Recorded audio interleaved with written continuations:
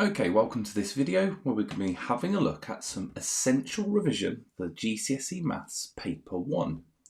Now in this video we are going to be focusing exclusively on the higher only content. However, if you are sitting the higher tier paper, there is another video worth watching which will be linked in the video under the foundation section. And that's because that video focuses on a lot of the crossover content. So that being the content that appears in higher or foundation. Now in this video we'll be covering a lot of the higher tier content. However, just to make sure you know how these videos work, this is the previous video looking at the crossover content. You can see things like nonlinear graphs are included in this video. Now with all these videos you can click on the description at the bottom. From there you can download the booklet, which is the top link in the video. And you'll have all of the paper videos that come out after this one. As well as that, you can download things like the revision guide and the checklist, but if you scroll down, you can also find video lessons to all of the topics mentioned in the video. If you hover over the chapters feature in the video and click onto the chapters, you can also go through here and it's labelled with all the question numbers that correspond to the booklet. So don't forget to download the booklet for this so that you can follow along with the questions and you can do them on paper as well. Now hopefully you've got your revision under control and you are making great progress towards paper 1. But if you're struggling to know where to start and need to maximise your maths in minimum time, then you should sign up for my rapid revision programme, Upgrade, as you can use it to build your very own personalised revision plan. Which means all you need to do is complete my revision quiz and you'll know exactly which lessons or topics you need to work on to maximise your maths in minimum time. This is my paid programme, but you can sign up for a free trial on my website now. And if you feel like you need top tier support direction from me, then sign up for my live weekly interactive lessons, which include revision specific lessons focusing on the topics that I expect to appear in exam papers 1, 2 and 3.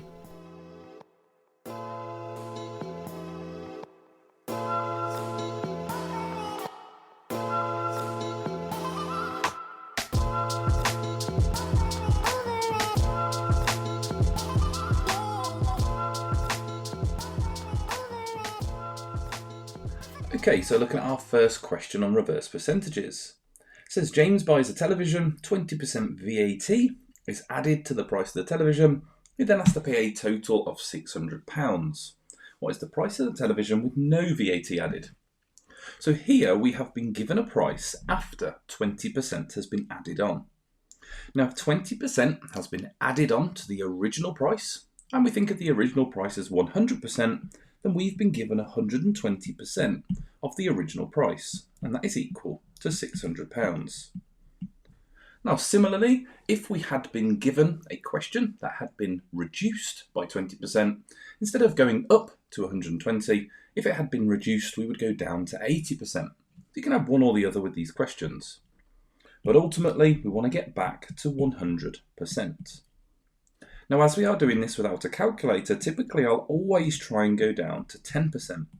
Simply because the jump back to 100 is really nice and easy to just times by 10. So we just need to think to ourselves, how do we get from 120% down to 10%? Well, in this scenario, that would be dividing by 12. So all we're going to do is do the same on the right hand side here and we'll get to our answer.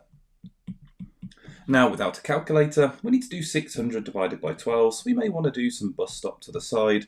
600 divided by 12, 12 goes into 60, 5 times, and then we have our 0. So 10% is equal to £50. When we times that by 10, we get our final answer, which will be £500. So you just need to be really careful in these questions when it is asking you essentially to go back into the past and find out what a price was before a certain amount was added on or taken away. In this case, of course, it was added on. Now I've got some fraction calculations. So we've got some mixed numbers here. We have a subtraction at the top. So before we can do a subtraction with mixed numbers, we need to make them improper fractions. To do that, big times the bottom at the top. So 4 times 5 is 20, add the 1 is 21. So we have 21 over 5, take away.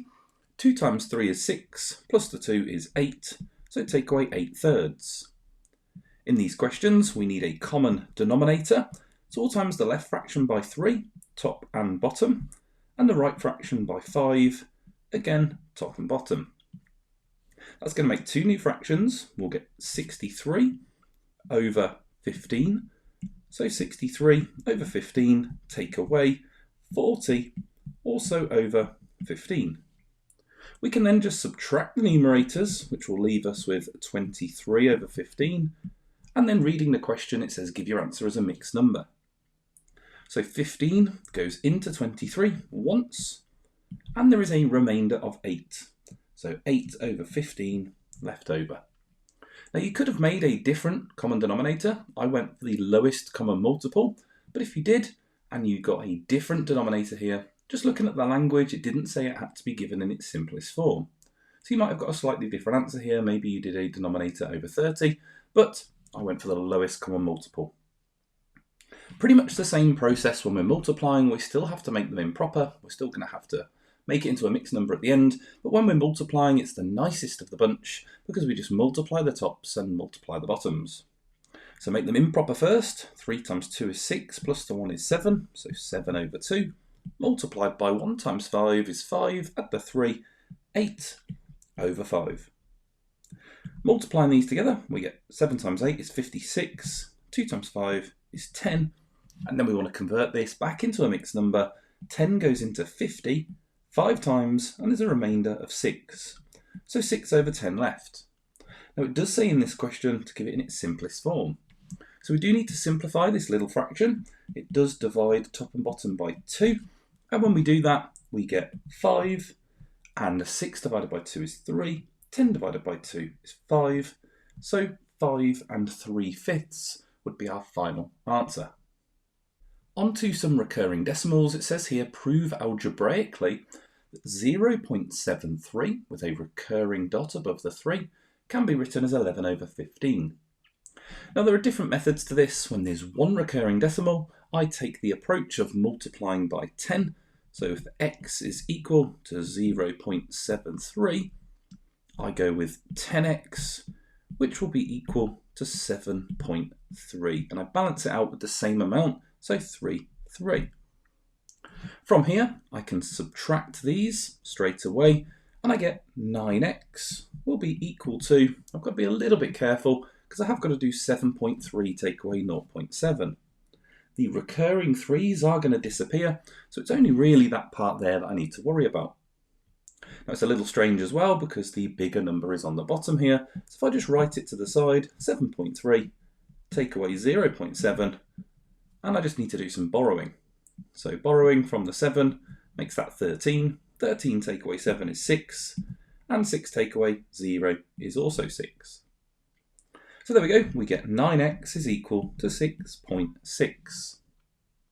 From there, you can either turn it straight into a fraction, which tends to be what I do, turn it into 6.6 over 9, although fortunately we do get this situation where there is a decimal within the fraction, which is obviously not allowed. So we need to turn this into a fraction where it's just whole numbers, and that's easy for us to do. We just times the top and bottom by 10, and that gives us 66 over 90, and then I just need to simplify it and hope that I get 11 over 15.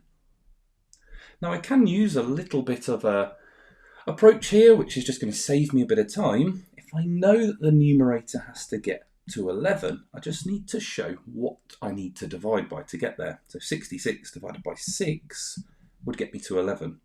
I just need to check that this denominator is also going to go down to 15 when I divide it by 6.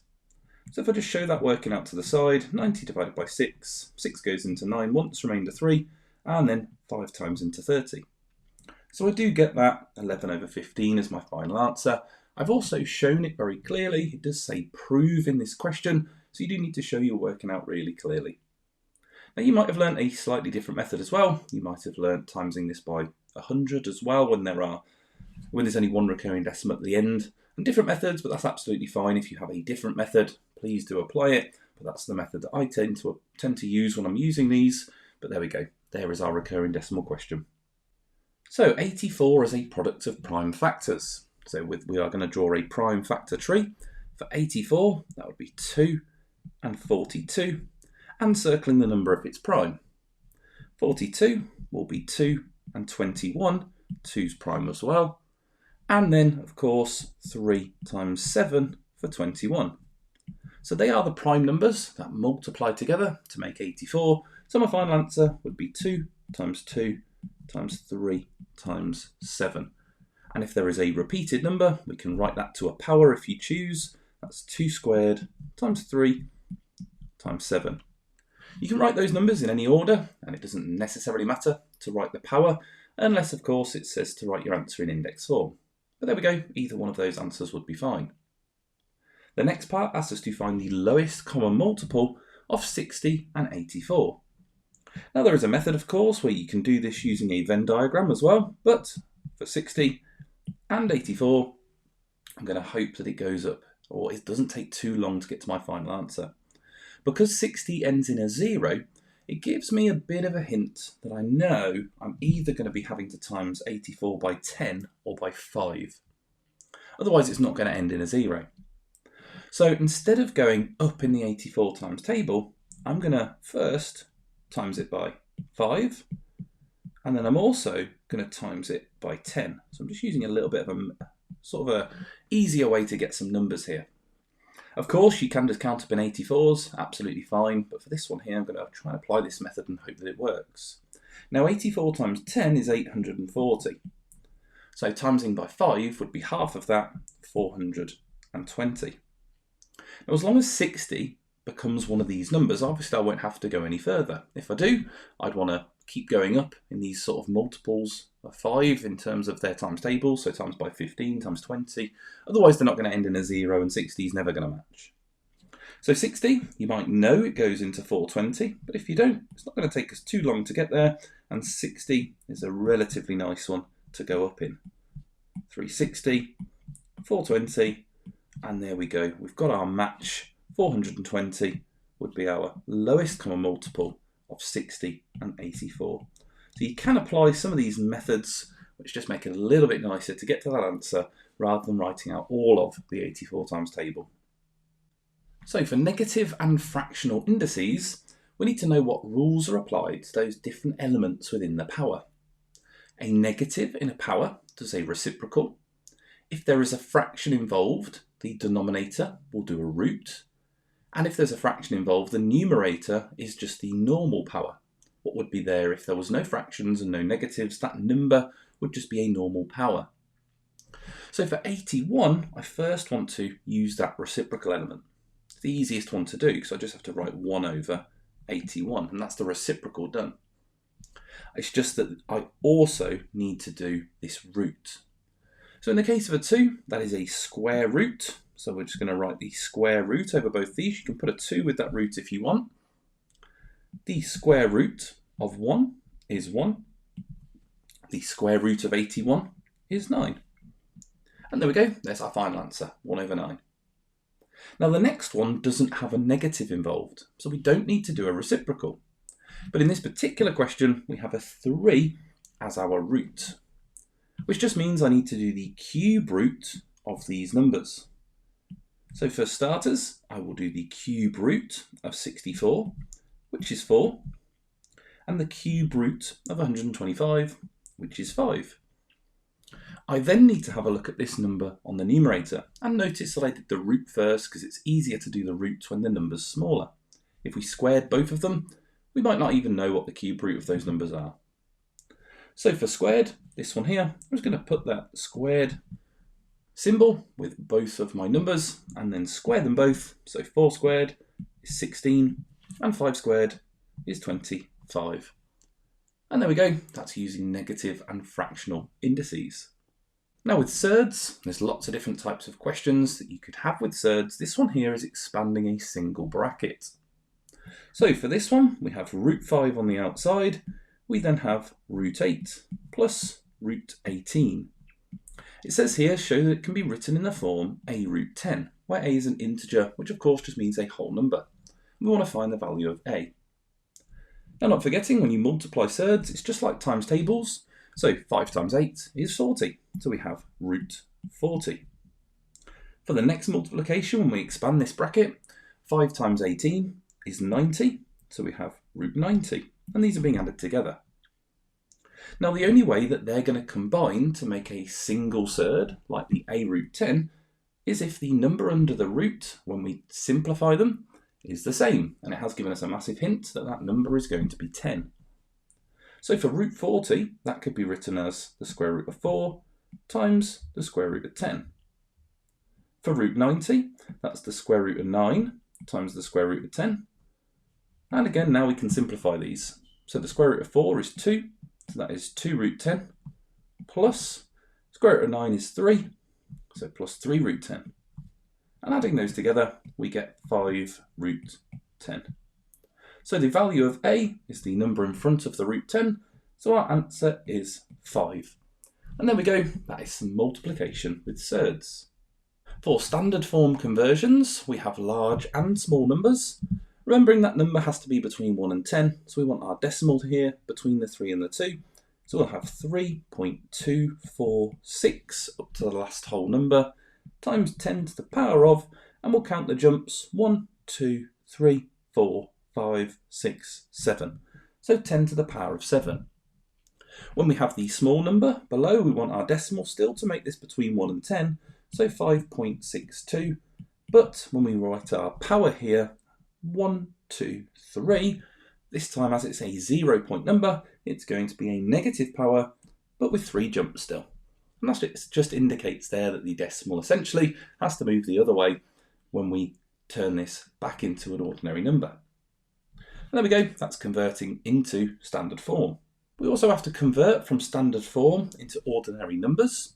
When we do this, I like to write out all the digits within that number first, put the decimal just above, so that when I do my jumps I can hop over the top. This is timesing by 10 to the power of 3, so timesing by 10 once, twice, 3 times. The decimal go at the end here. We don't need to put 0.0, we can just write 1452. For the next one, we have a negative power, so we are going to get a 0 point number, but I'll write the digits, put the decimal just above, and this time I need to go 1, 2, 3 jumps to the left. My decimal will land here, and underneath each loop, tidy that up with a 0, and just stick that 0 at the start. Rewrite the number nice and neat, so 0.00496. And there we go, that's converting into ordinary numbers. Now when we have to do calculations, we can have additions, subtractions, multiplications and divisions, but we can apply little tricks to most of them. With addition, unfortunately, there are no little tricks. We just have to convert these to ordinary numbers, add them together and convert it back to standard form. So the first one is 4 and a 2. We've got to times it by 10, 1, 2, 3 times. So that's 4,200. Then the next one, we have a 5 and a 3. And we've got to times that by 10 twice. So 1, 2. And putting our 0 in. It's asking us to add these together. Now I already have them aligned in the right place value, but if you didn't, you just rewrite those again and line them up obviously from that final 0. We can now add these together, 0, 3, 7 and 4, and we can convert this back into standard form. So to convert it back, 1, 2, 3 jumps. So there we go, that would be 4.73 times 10 to the power of 3, as it is a large number.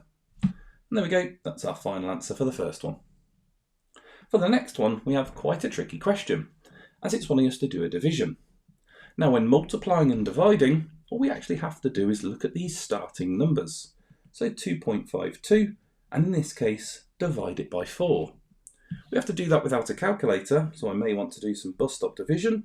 Let's have 2.52, 4 on the outside. 4 doesn't go into 2, so carry the 2. It goes 6 times into 25, remainder 1, and then 3 times into 12. So when we do this division, we get 0.63 times 10. And when we are dividing, we are going to subtract powers. So if we look at the powers here, we have a 5 and a negative 3. And if we do 5, take away negative 3, not forgetting when we take away a negative, that is adding, so we do get a power of 8. So it's 0.63 times 10 to the power of 8. It may look like it's in standard form, but of course it's not between 1 and 10. The decimal does have to move here, so that would make it 6.3. And when we make the number bigger, we make the power 1 smaller, so 10 to the power of 7. That's our final answer, but just bear in mind as well, if we were multiplying, it's quite common that you do get a number that is bigger than our little threshold there between 1 and 10. So if you have to make the number smaller, you have to make the power bigger.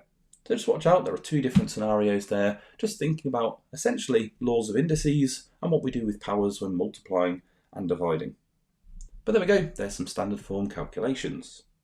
When expanding brackets, of course, there's lots of different types of brackets, but we have two here where we're expanding two sets of single brackets, and we also have a set of 3 brackets. So when we're expanding single brackets, we just need to multiply what's in the bracket by the number on the outside. So here we get 5p plus 5 times 3 is 15. Now the next bit you can approach in two different ways. You could times what's in the bracket by 2, and then remember you have to take them both away, but when there's a negative in the middle, I prefer just to times by -2. So -2 times 1 is -2, and -2 times -2p, we have a negative times a negative there, which is going to make positive, so we get plus 4p. From here, we just need to do the simplified part. So adding together what we have a 5p and plus 4p. Now in total, that is 9p. As well as that, we have plus 15 minus 2. 15 take away 2 is 13, so it's 9p plus 13. And there we go, that's our final answer for that one. For the 3 brackets, we need to pick 2 of them to expand first. You can't multiply 3 things at the same time, particularly not things with algebra.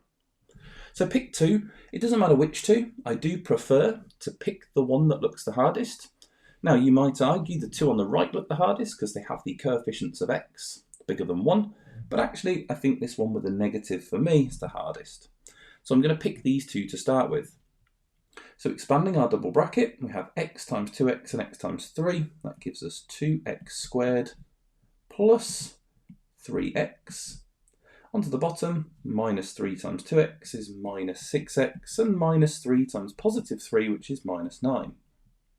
Now before we try multiplying that by the next bracket, we just want to tidy this up. So we get 2x squared plus 3x take away 6x is minus 3x, and then minus 9 at the end.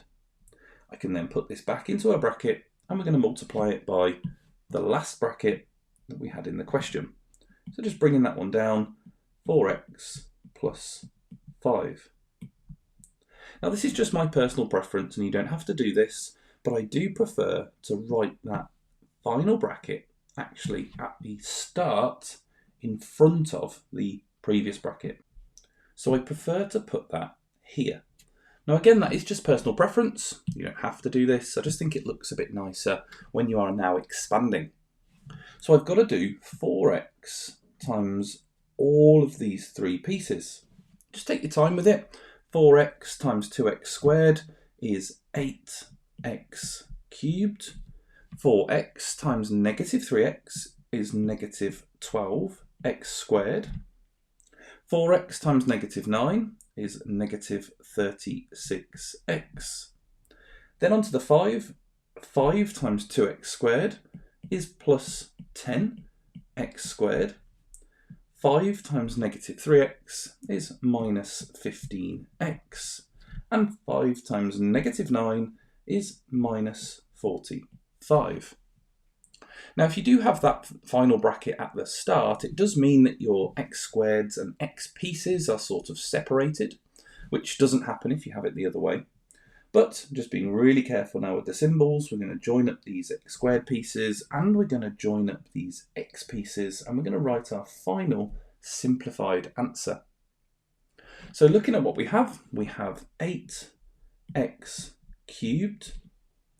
The negative 12x squared and the positive 10x squared are going to join up. In total, we have minus 2x squared.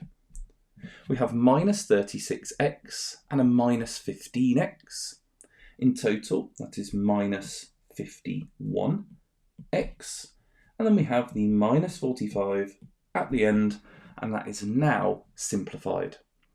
You can see it's simplified because all of the different powers of x now, there are no like terms, we just have them all sort of collected together and simplified. So there we go, that was expanding 2 single brackets and also expanding a triple bracket, or 3 sets of brackets. Okay, so on to some factorising and simplifying. Now this first one is an algebraic fraction. And what we want to do on this one is cancel off any common factors. And what we have, if we were to write this out in full, we have 8x minus 4. And on the bottom, we actually have a double bracket, x minus 4 and another x minus 4.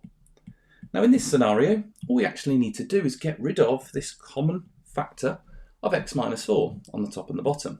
And if we write what we have left, we have 8 on the top, and on the bottom, we have x minus 4, which you can put into a bracket if you want, but as it's the only thing there, it doesn't necessarily need to be in a bracket anymore.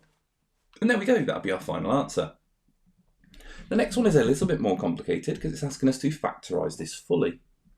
Now in the case of this one, it is a difference of 2 squares, but it's also been multiplied by something.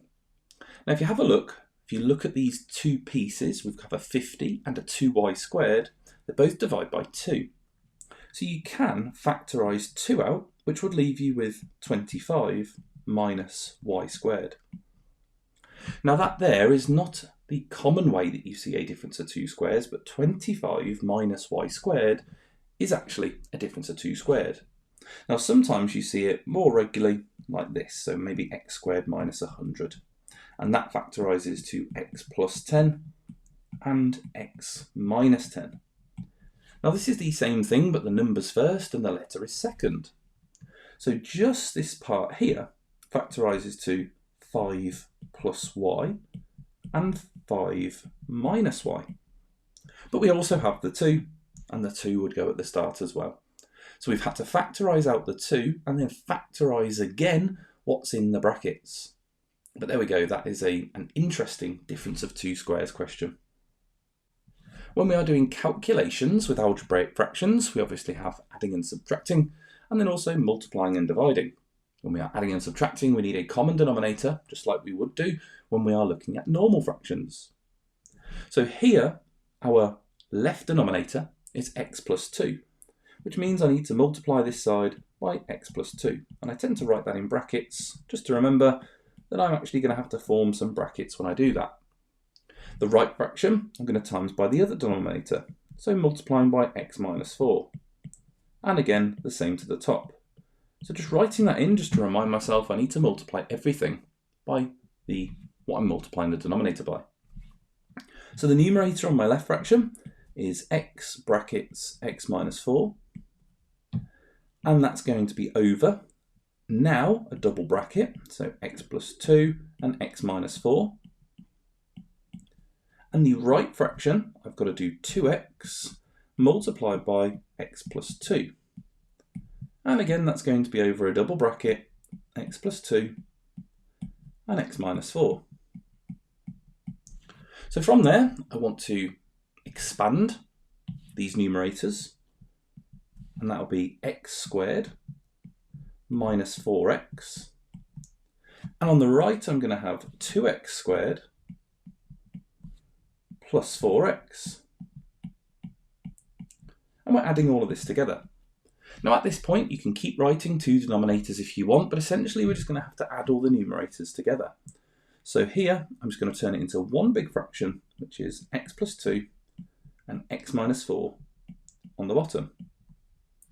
So I need to collect like terms now on the top to simplify this. We have an x squared and a 2x squared. So in total, we have 3x squared. And we have a minus 4x and a plus 4x. Now they just cancel each other out, so they're gone. So I'm only left with 3x squared.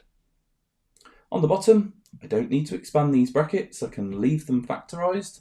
I can leave it as x plus 2 and x minus 4. And there we go. That would be my final answer. I would only want to look at this point to see if there was a common factor on the top and the bottom, but at the top you cannot factorise into a bracket, so we're not going to be able to form any common factors. That would just be my final answer there as 3x squared over x plus 2x minus 4. Now we have a more complicated question here where we are multiplying algebraic fractions. This one here, we have a lot of factorising to do before we can even start multiplying. So if we start factorising anything we can, we have a difference of 2 squares on the left fraction. That one there would be 2x plus 3 and 2x minus 3. If you're not recognising difference of 2 squares, it might just be a nice topic to revise. But this is the kind of topic here where you need to just be able to recognise those difference of 2 squares. On the bottom, that divides by 3, so we could have 3 lots of, and we would have 2x plus 3 inside the bracket. We are timesing that by 2x on the top, and the denominator there, we can only take x out of the bracket, so x out of the bracket would leave us with x minus 3 inside the bracket. We now want to look and see if we can cancel off any common factors. Now, one that's really nice and easy to spot is this 2x plus 3 on the top and the bottom of our left fraction, so they can go. On the right fraction, you can see that there's an x on the bottom and 2x on the top. So we can actually divide this fraction, top and bottom, by x, which gets rid of the x here and gets rid of the x here. Now if we times these together, now we've got rid of some things, it should look a little simpler. So we have 2 times the left numerator, we'll write that as brackets, 2 lots of 2x minus 3, and 3 times that bottom right bracket. So 3 lots of x minus 3. It does say in this question to write it in the form ax plus b over cx plus d. It doesn't want it to be left factorised, so we need to multiply these brackets out. So 2 times 2x would give us 4x, and 2 times 3 gives us 6, so 4x minus 6. And on the bottom, 3 times x is 3x, and 3 times 3 is 9, and then again with that negative sign. It says a, b, c and d are integers. One thing that might throw people a little bit here is the fact that they put these plus symbols in, and of course we have negative symbols in ours, but that's absolutely fine. It just means that b is negative 6 and d is negative 9. That's absolutely fine for that to happen. But there we go, that was multiplication. The only thing you need to watch out for is if it's a division, to make sure you do the reciprocal of that second fraction and then multiply them. But otherwise, exactly the same process. Okay, so for this question we have some forming and solving equations. Now it says here the diagram shows a right-angled triangle. All measurements are in centimetres and the area is 27.5. Work out the length of the shortest side of the triangle. Now we can kind of visually see the shortest side of the triangle. We have this one over here, which is x minus 2. Now whatever x is, x take away 2 is going to be smaller than x plus 4, and the other side that's left is the hypotenuse. So that there are the 2 lengths that you would use when working out the area. You would do base times height and divide it by 2. So in the case of these, we have a double bracket that we can do base times height. We're not going to actually be able to divide it by 2, but we can write that we're dividing it by 2, and that's going to give us this area here of 27.5. And that's where we're going to start to create our equation. So if I start by multiplying these brackets, we have x plus 4 and x minus 2. And if we multiply those out, we get x squared minus 2x plus 4x and then minus 8. And if we simplify these middle two here, we get x squared plus 2x minus 8. So that's our expression, not yet for the area because we need to divide it by 2. So if we want to write our expression for the area, we'll have x squared plus 2x minus 8 all divided by 2, or you could write times by a half, and that's going to equal 27.5. So from here, we need to get rid of this divide by 2. So to do that, we would multiply both sides of this equation by 2, and that would leave us with x squared plus 2x minus 8 is equal to 7.5 times 2 is 15. So doubling that's not too bad. You could add 2 of them together, but 40 add 15 is 55. So we have a quadratic equation that we need to solve. in order to solve a quadratic equation, it has to equal 0. So in order for this to equal 0, so we can factorise and solve it, we have to take away 55 from both sides. That leaves us with the quadratic x squared plus 2x minus 63 is now equal to 0. So in order to solve this, we need to find the factor pair that multiplies to make 63 and adds to make 2. So if we write down some numbers at times to make 63, we have 7 times 9, which is the first that comes into my head, and actually they have a distance of 2 between them. So when we factorise this, it will be 7 and 9, so we've got that straight away. If you don't get it straight away, obviously write down more factor pairs. So to make positive 2, we would want plus 9 and minus 7. When solving quadratics, hopefully you know, we just flip the symbol. So x will equal negative 9 from this first bracket. The number that can be substituted into that bracket to make it equal 0. Negative 9 add 9 is 0. And for the next one, x is equal to positive 7. Again, the number that goes into that bracket to make it equal 0. 7 take away 7 is 0. So they are our two solutions. However, this has context in this question. It's about the length of a triangle. Now you can't have negative 9 because if you look at the shortest side there, which is x minus 2, well, negative 9 take away 2 would make negative 11. So we can't have this solution. It has to be x is equal to 7. If we substitute it into the side lengths, the top one here would be 7 plus 4, which equals 11. And this length here would be 7 minus 2, which equals 5. So our answer for the shortest side of the triangle, and it does say it's all in centimetres, our answer is 5 centimetres. We've not really got much space anywhere here, but I'm going to put 5 centimetres over here. That is our final answer, making sure that that's nice and clear. There we go, so 5 centimetres as our final answer. When looking at inequalities, we could have to solve them, or we could have to draw them on number lines. This one here, we have an inequality with unknowns on both sides. Quite an interesting one, because we have just the 14n on the left of that inequality. When there's unknowns on both sides, identify the unknown which has the smaller coefficient, in this case the 11n, so we're going to minus 11n from both sides of our inequality, and that leaves us with 3n is greater than 6. 14 take away 11 just leaves us with the 3n. Here, this does divide nicely. We're going to divide by 3, so we get n is greater than 2. And again, we're just dividing both sides by 3. Not forgetting, when you do that division, if it doesn't divide perfectly, for example, if it was a 7 on the right, and it was 7 dividing by 3 that we had to do, we'd just leave it as a fraction, 7 over 3. But this one did divide, we get a nice whole number, so n is greater than 2. For the next one, we have to draw this set of values on this number line, but we have this plus 3 in the middle. So before we put our circles onto the number line, we need to subtract 3 from both of these numbers to get rid of this plus 3. When we do that, our left number will be negative 5, and our right number will be positive 1. So now we can actually draw this. We can put the circles above those two numbers, negative 5 and 1. We can join those up, and then having a look at the inequality to see if any of them have the additional line on. This one does. We have the less than or equal to there. So we will colour this circle in as it has the extra line on the inequality. We have the extra colouring in the circle. Okay, so looking at some algebraic proof. Now it says here, prove that the square of an odd number is always one more than a multiple of 4.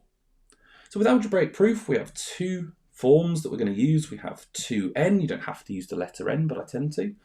2n is an even number. And to make that number odd, we would have 2n plus 1. You can use 2n minus 1 as well, but 2n plus 1 is much easier because we keep everything positive. So 2n plus 1. So it says prove that the square of an odd number is always one more than a multiple of 4. Well, our odd number is 2n plus 1. So an odd number squared would be 2n plus 1 in brackets squared. Now that is a double bracket, so if we expand this double bracket, hopefully we will get to something which we can make look like one more than a multiple of 4, but we'll wait and see when we get there. The first multiplication gets us 4n squared. We then get plus 2n underneath, plus another 2n, and then plus 1. This is already starting to look quite nice because we do have a 4 involved, so I think it's getting times by 4, and we do have a plus 1 at the end, so it is starting to look like it's going to work. If we combine these, we have 4n squared plus 4n, and then plus 1. Now in terms of writing or showing or proving that something's a multiple of 4, it means we need to factorise 4 out. However, we want that plus 1 to stay at the end because we want it to be one more than a multiple of 4. So all we're going to do is look at these pieces here that can be divided by 4, and we'll just factorise that bit. So 4 multiplied by n squared plus n, and then we have the plus 1.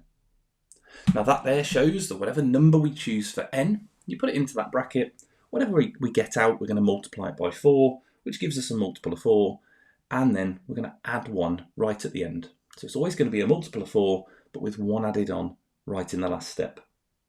And there we go, there's our proof for that question. You can always write some words along with it, just to say it's always multiplied by 4, and then 1 is added on at the end if you want, but you don't need to.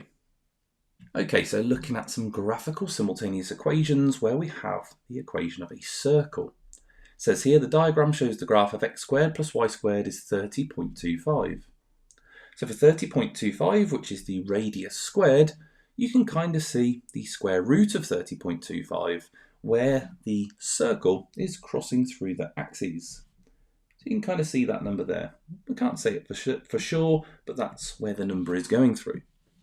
It says use the graph to find estimates for the solutions of the simultaneous equations.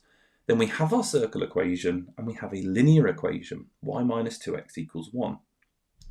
Now we want that in the form y equals mx plus c. So once it's in that form, y equals mx plus c, it's much easier for us to draw. So if we add 2x to the other side, just rearranging it slightly, we get y is equal to 2x plus 1. Now from there we can actually draw this straight line. You can either draw a table and you can do some values and you can sub it in. So x and y, we're going to want to choose a few values here. You only have to necessarily do all of them, but -1, 0, 1, 2 and 3. Just having a look at this region on the x-axis here, we're going to need quite a few more than that, but this is one way that you could approach it. So timesing the x value by 2 and then adding 1, just following this equation down here. Starting with the positive numbers, 3 times 2 is 6, plus 1 is 7, 2 times 2 is 4, plus 1 is 5, and you can now spot the pattern. It's going down in 2s. So it'll be 3, 1, minus 1.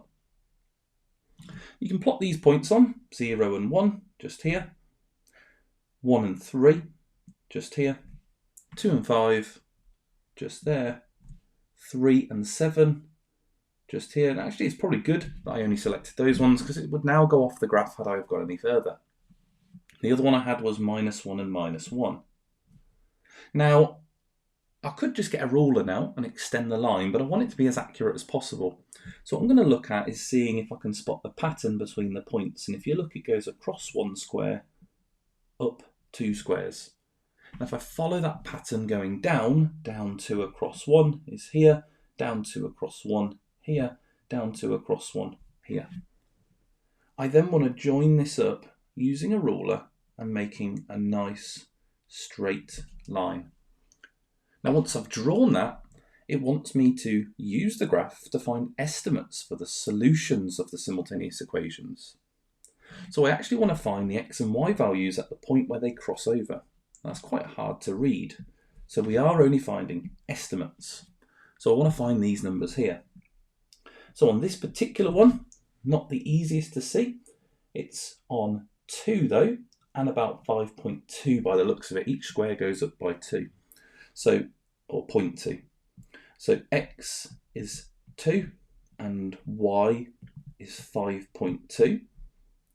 And then for the one down here, which is just as difficult to see and it's in the negatives, we have x on minus 2.8 by the looks of it, and y is just above the 5, maybe minus 4.8.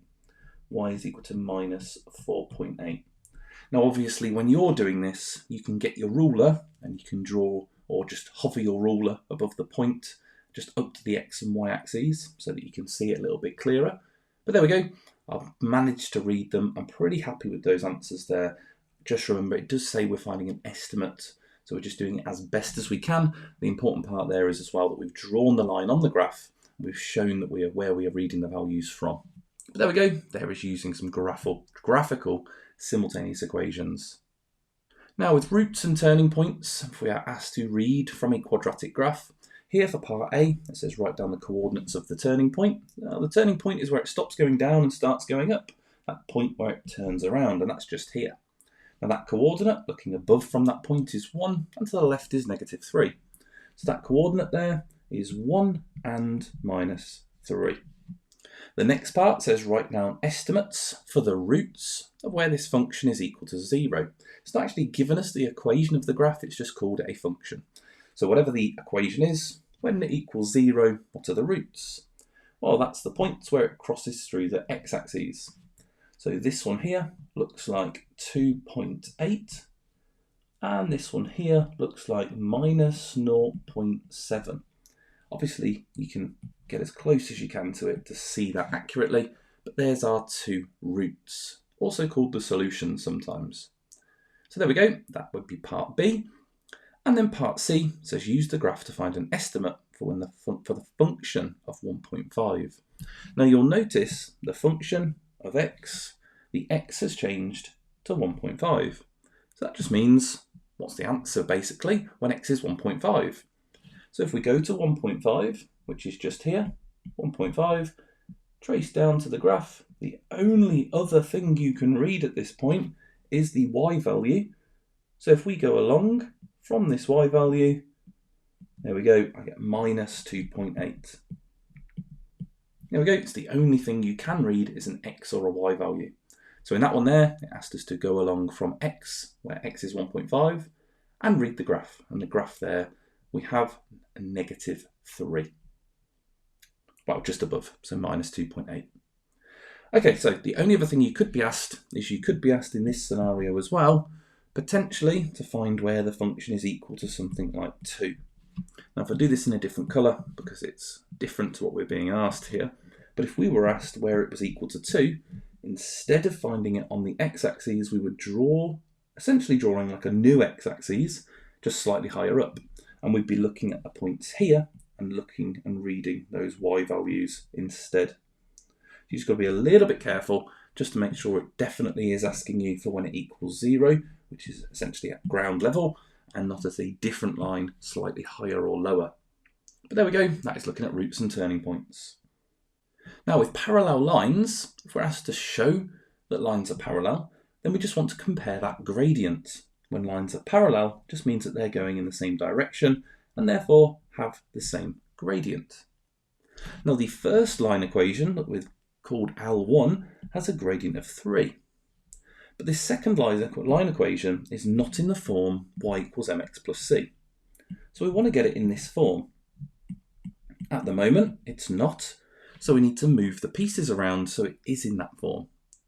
I'm going to start by moving the 9x. So I'm going to add 9x to the other side. It's going to be a little bit closer then. We have 3y plus 5 is equal to 9x. I'll also move the 5, so minus 5 to the other side. We get 3y is equal to 9x minus 5. And now I need to divide by 3. And we get y is equal to 3x minus, I'm not going to do 5 divided by 3, I'm just going to leave it as a fraction, 5 divided by 3. The actual number at the end isn't overly important. The important part here was that we have got the same gradient. So I would write some words along with this that just says they both have the same gradient of 3.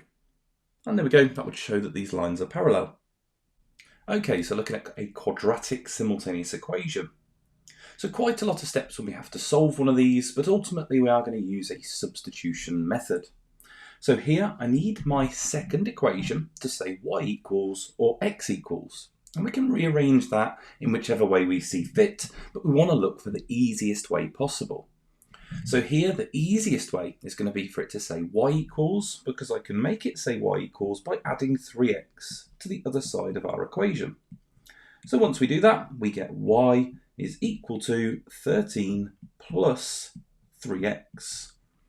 Now normally when we are writing these expressions, that 3x piece tends to be at the start, so we can write that the other way around if you prefer. You certainly don't have to, but I'm just going to swap those around just so it says 3x plus 13. Now I know what y is equal to as an expression, I can substitute that expression, the 3x plus 13, in place of the y up in that first equation.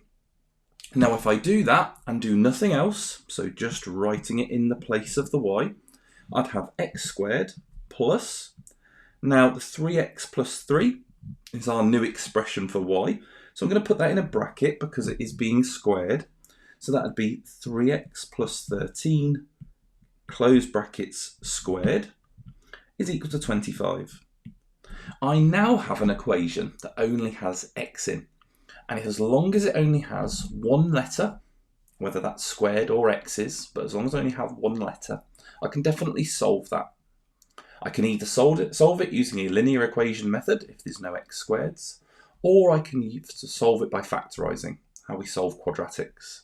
So this is going to form a quadratic equation, which ultimately is going to need to equal 0, but I need to expand and simplify and tidy everything up. So to start with, I want to expand this double bracket. So I would write that out in full. Don't try and be quick and expand it without writing it out nice and clearly. So I get another 3x plus 13. I'm now going to expand that as a double bracket. So we'll use our double bracket expanding method, whichever one you prefer. I'm going to do my two multiplications here, which gives me 9x squared plus 3 times 13 is 39, so 39x. And then underneath, 13 times 3x is another 39x. And 13 times 13 is one of those square numbers that you either need to know or be happy to work out without a calculator. So that's 169. If I then simplify this quadratic, so we have 9x squared plus 39 plus 39 is 78, so 78x plus 169. So that is the quadratic, but that's just the part in the double bracket. I still need to bring this x squared and this equals 25 back down to this quadratic. So if I write those in, we have x squared plus that double bracket that's been expanded, and that's all equal to 25. So I still need a bit of simplifying because I now have two of those x squared pieces, and I need it to equal 0. So we've got a lot of steps here just to get to the point of solving it. So let's start by adding these together.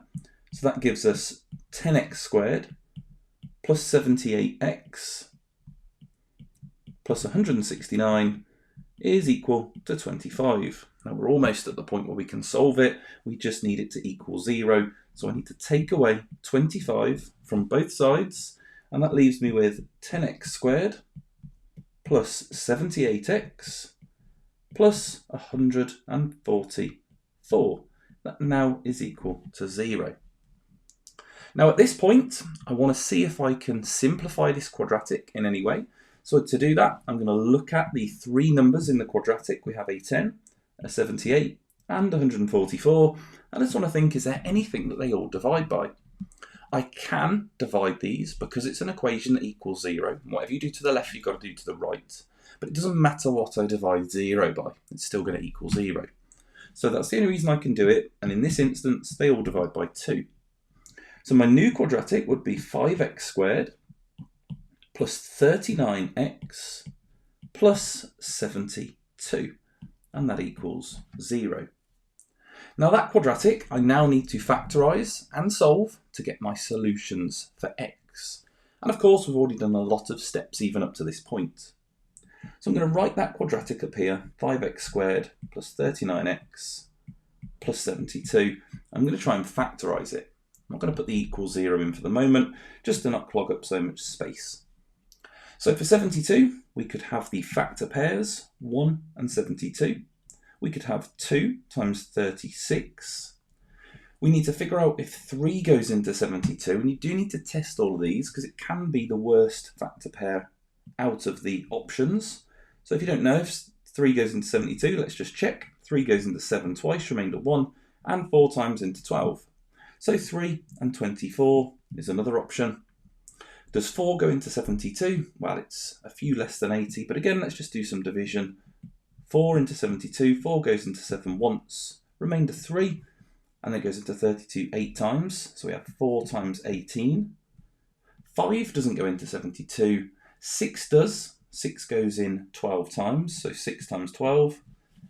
7 doesn't go in, 8 goes in, so 8 goes in 9 times, and then 8 and 9 are next to each other, so we've definitely found every factor pair. So it's going to be one of these options that goes in the brackets. We have a 5 at the start, so one of our brackets has to start with a 5x and x in the other. And we're trying to make 39 in the middle. And remember, the number that goes in that right bracket has to be multiplied by 5. So when I'm looking through my list, I'm just thinking to myself, well, which one of those numbers could we times by 5, add to the other, and still get 39? Now take your time to work that out. I've just spotted, though, as I'm going down, it has to be 3 and 24. If 3 goes in this right bracket, that'll turn into 15, and 15 added on to 24, which goes in this bracket, is going to equal 39. Thankfully, it's all plus symbols in our quadratic, so it's plus and plus in our 2 brackets, which leaves us with the 2 solutions. On the right, x is equal to -3, flipping the symbol, and on the left, x is equal to -24, but there's a 5 in front of the x, so it's -24 over 5. So without a calculator, we have got some pretty horrible numbers that we have to deal with here. But we're going to follow it through. We know our equation is y is equal to 3x plus 13. Not so nice for the x is equal to -24 over 5, but if we start with the x is equal to -3, so when x equals -3, y equals 3 lots of -3, add 13. 3 lots of -3 is -9. Add 13 is equal to 4. So when x is -3, y is equal to 4. The other solution is going to be a little trickier for us to do, as it's a negative fraction, which isn't the nicest, but we get 3 lots of, and this is when x is equal to -24 over 5, we get y is equal to 3 lots of -24 over 5, plus 13. So we need to work this out. We're not using a calculator. When you times that fraction by 3, it just times the numerator. So 24 times 3 will equal 72. So we get y is equal to -72 over 5 plus 13. And to simplify this, we may want to write that as a mixed number instead of a -72 over 5. 5 goes into 70 14 times. So that is -14 and 2/5 plus 13. It's a little easier to see now. So it's going to be adding 13 to the -14, which would give us -1. And we still have the 2/5, so that is equal to -1 and 2/5, which you could leave as a mixed number, or you could write that as an improper fraction, -7 over 2. Either one of those would be fine, but they are our solutions there.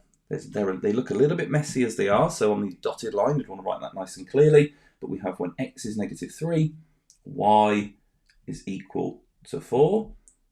And for our second solution, we have when x is equal to -24 over 5, y is equal to -1 and 2/5. And there we go, that's our solution for that quadratic simultaneous equation.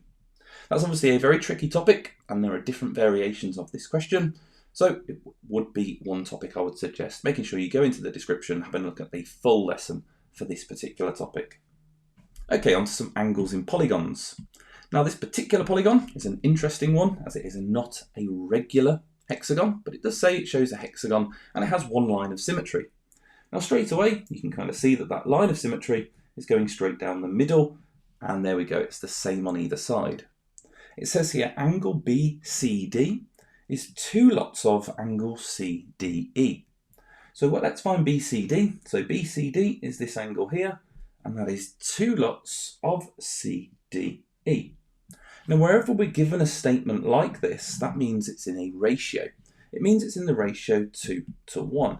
The one on the left, BCD, is 2 lots of the one on the right. You can pick any variation of that ratio, but 2 to 1 is the one with the smallest numbers in, or the simplest form of that ratio. That can also be written in terms of algebra. So you could say it's 2x to 1x. You can write it like that if you want, just depends whether you prefer to use ratios or prefer to use algebra. Now, I prefer to use algebra in this question because it means that I can put 2x in this angle and x in this angle. Now, I know all the angles on the other side are all the same as well. So this is 117, this is also 2x, and this is also 1x. There are other variations that you could look at here. You could look at the shape on the right. After we've split it up, we have some right angles here and here. So you could look at the shape on the right there instead and sort of treat that as a different shape and work from that one, and that's fine as well. I'm just going to go for the whole shape here and just see what we get. Now, it says it's a hexagon, so regardless of the fact that it is an irregular hexagon, we want to do our working out to find the sum of the interior angles. So our formula is n minus 2 times 180, where n is the number of sides. A hexagon has 6 sides, so 6 take away 2, which is 4, times 180, and we need to work that out. So 4 times 180, well 2 times 180 is 360, so double that is 720 degrees. So we know the sum of the angles is 270 degrees within a hexagon. We just need to find what's left. Now the only angles we know are these 117 degrees at the top. And if we add both of those together, that gives us 234 degrees. So if I start by taking that away from my 720, so 720 take away 234, I'm going to have to do some borrowing for this. So borrow from the 2, 4 from 10 is 6. You have to borrow again, and then 3 from 11 is 8, 2 from 6 is 4. So there are 486 degrees left in the hexagon. And the 4 angles that we've got written with algebra. We have 2x, 2x, 1x and 1x. As we're looking at all 4 of them, you could write that as a ratio 2, 2, 1, 1. It's completely the same process though, because ultimately we want to add together all of these angles that we have. So we have the 2x plus 2x is 4x, plus 1x is 5x, and plus another is 6x. So we have 6 x's that equal this total 486. Now once we've done that, and we have solved this little equation to find the value of x, we'll be able to find the size of angle AFE, which is in this particular 2x here, by just timesing our answer by 2. So I'm going to start by dividing by 6 to find the value of 1x. To do that, I'm probably going to have to do some bus stop division, so let's do that to the side. 6 into 486, so that goes into 48 8 times, and then it goes into 6 once. So my value of x is 81. For that value of 2x, that means we just need to do 2 times 81, which gives us a value of 162, and that would be our final answer. So the answer for this one is 162 degrees, and that would be the size of the angle AFE, which is obviously, of course, the same as angle BCD. There we go, and there's some angles in polygons. Okay, so looking at some angles in parallel lines. It says here ADC is a triangle. It then tells us that AED and ABC are straight lines, and it tells us that EB is parallel to DC, which we can see by the arrows on the diagram. Now it says here to work out the size of angle EAB. EAB is this angle here at the top of the triangle. And it says you must give a reason for each stage of your working. And those reasons there are going to make up the large majority of the marks on questions like this. So for starters, before we try and find that angle, all I'm going to do is I'm going to look at this diagram, thinking about angles on straight lines, which have been mentioned, and angles in parallel lines, which have been mentioned as well, and of course angles within a triangle. Now if you look at this diagram, there is a small triangle sitting on the top, none of the angles we have within that triangle.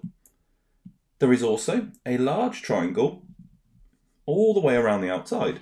And we do have one of the angles in that triangle in the bottom left. We know that with angles in a triangle, we need at least 2, unless of course it's something like an isosceles triangle where we can match up and find the base. However, it doesn't tell us anything to do with that. So in this question, I'm just going to have a look and see if there's anything that I can find. Well, we have these angles here on a straight line, and there's 2 angles next to one another. So straight away I can find this angle here next to the 148. Now when I label that, I am just going to label it next to the diagram. I'm going to write my working out next to it. So 180, take away 148, leaves us with 32 degrees. So I know this angle here is 32, and of course I need to give a reason, so I would write angles on a straight line equal 180 degrees. Now once we've done that and we have found one of the angles, we need to have a look and see if we can find any other angle at all. So looking at the angles on straight lines, there's nothing left to be found. There's still nothing within the triangles, so we have to think about the parallel lines. There are 2 types of angles primarily that we're going to have a look at. Now here, because there is no additional lines sort of shooting out of the shape, we can't really find any of those alternate angles that make that nice Z shape. So we're really going to be focusing on looking at corresponding angles, which are on the same side of those parallel lines, which make this sort of shape. And we're also going to be focusing on co-interior angles, which are on the insides, but on the same side of parallel lines. So we have those 2 that we're going to focus on. So thinking about co-interior angles, we could use that just here to find this angle. That'd be one option. And there's a lot of options we can take here. So that's one option we could do. We could also have a look on the other side, and we could use co-interior angles to find this angle. That's another option. The final option, and it doesn't matter which one of these we take, we could use corresponding angles. We could find this angle just here, which is the same as the 63. Now it doesn't really matter which one we go for, any of them would be fine. As this is the last one that I happen to draw, and this is purely by chance, not because this is my favourite, it's just this would be 63. Now next to that, I would want to label it as well. You can write this, in nice written proof down the bottom. You can say angle AEB equals 63 and write your reason next to it, or you can just label it near the diagram. So I'm going to say here that A, and I'll write it as you could down below, we'll say AEB equals 63 degrees because corresponding angles are equal. And there we go, there's another reason and another angle that we found. Now we just need to have a look and think, based on that angle that I've actually found, can I now find that top angle in the triangle? And the answer is yes now, because we have this triangle here, we've got the 2 angles down the bottom, and we know angles in a triangle add up to 180, so we can find that final angle. Now this is the only problem with labelling the diagram, is that sometimes you are going to just run out of space to actually label that. So it is good to be able to write the proof down below as well. So I'm going to say EAB is equal to 180, subtract the total of, we'll say 63 plus 32. We need to work that out, so that is 180, take away 63 plus 32 is 95, and that is equal to 85 degrees. Next to that, I need to finish off by putting my final reason, which is that angles in a triangle add up to 180 degrees. I'm just going to put angles in a triangle equal 180 degrees. Okay, just for simplicity of our example here. So there we go, that angle is 85. And of course, there were other ways that you could do that. If you did go and find the bottom right angle using co-interior angles down where that letter C is, you'd find that that one's 32, does match the co-interior angle that we'd already found anyway. And then you could have looked at the big triangle around the outside, or you could have found the angle just underneath the 63 that we've just drawn in as the co-interior angle, and then found 63 using angles on a straight line. So lots of different ways that you could have approached this, but there we go, there's one method along with all of our reasons at each stage of our working. So looking at some circles where we are using terms of pi, and a little bit of a problem style of question here where we have a circle or circles within other circles within a square. So it's a strange diagram. It says we have a square with side lengths of 20. It says it also shows a semicircle and an arc of a circle. AB is the diameter of the semicircle and AC is an arc of a circle with centre B. Show that the area of the shaded region over the area of the square is pi over 8. Now straight away there's something really easy that we can find in this one, and that is this part down the bottom, the area of the square. So straight away we can put that into a fraction, because to get the area of a square we would just do the length multiplied by the width, and they're both the same. So 20 times 20, or 2 times 2 is 4, and there's 2 zeros, so 400. So that's the area of the square. So let's put that down the bottom, 400. We now need to find the area of the shaded region. Now to find the area of a shaded region, typically you'll either find the area of the whole shape, take away anything that's not shaded, or find the area of the shaded shape and take away whatever's not shaded. Just depends on how the diagram's drawn.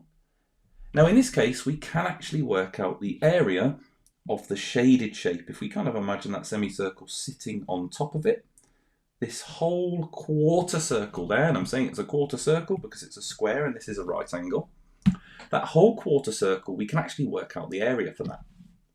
So to work out the area of this shape, we'd use pi r squared, but we're going to have to divide our answer by 4 as it's a quarter of a circle. So we would do pi times the radius squared. The radius for this one is 20. So pi times 20 squared, and we're going to divide our answer by 4. 20 squared is 400, so that is 400 pi divided by 4, and that is 100 pi in total. So that semicircle there, which we've just worked out, has an area of 100 pi. The quarter circle, the semicircle is what we're about to work out.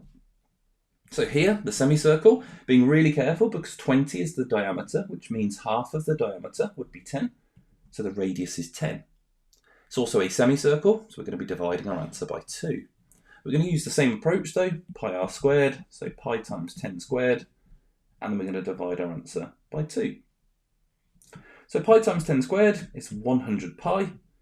Dividing that by 2 leaves us with 50 pi.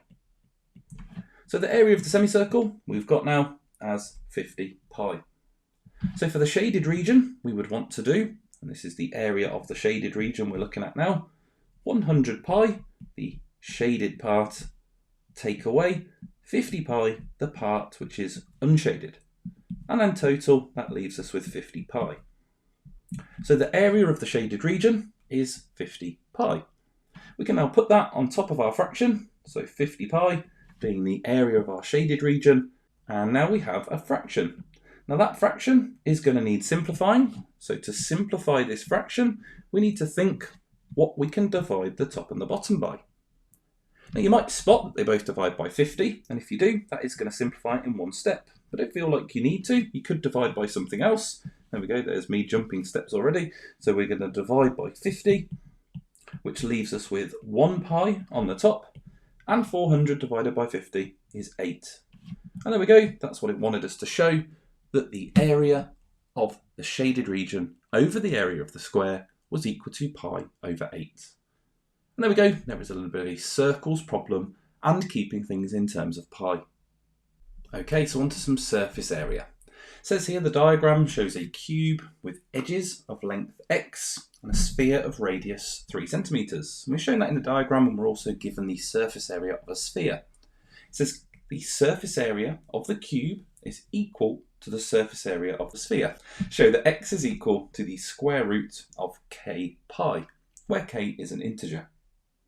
So to start with, we want to find the surface area of both of these shapes. Now the cube we can only find in terms of x.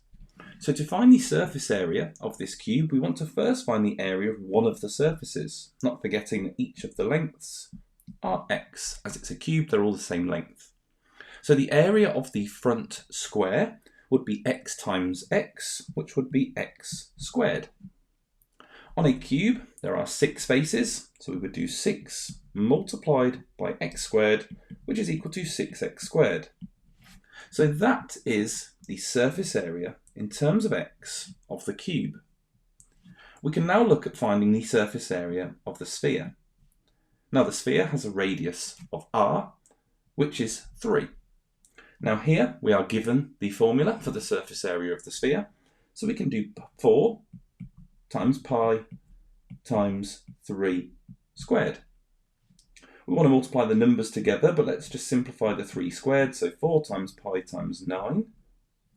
4 times 9 is 36, so that is equal to 36 pi. And that is the surface area of the sphere in terms of pi.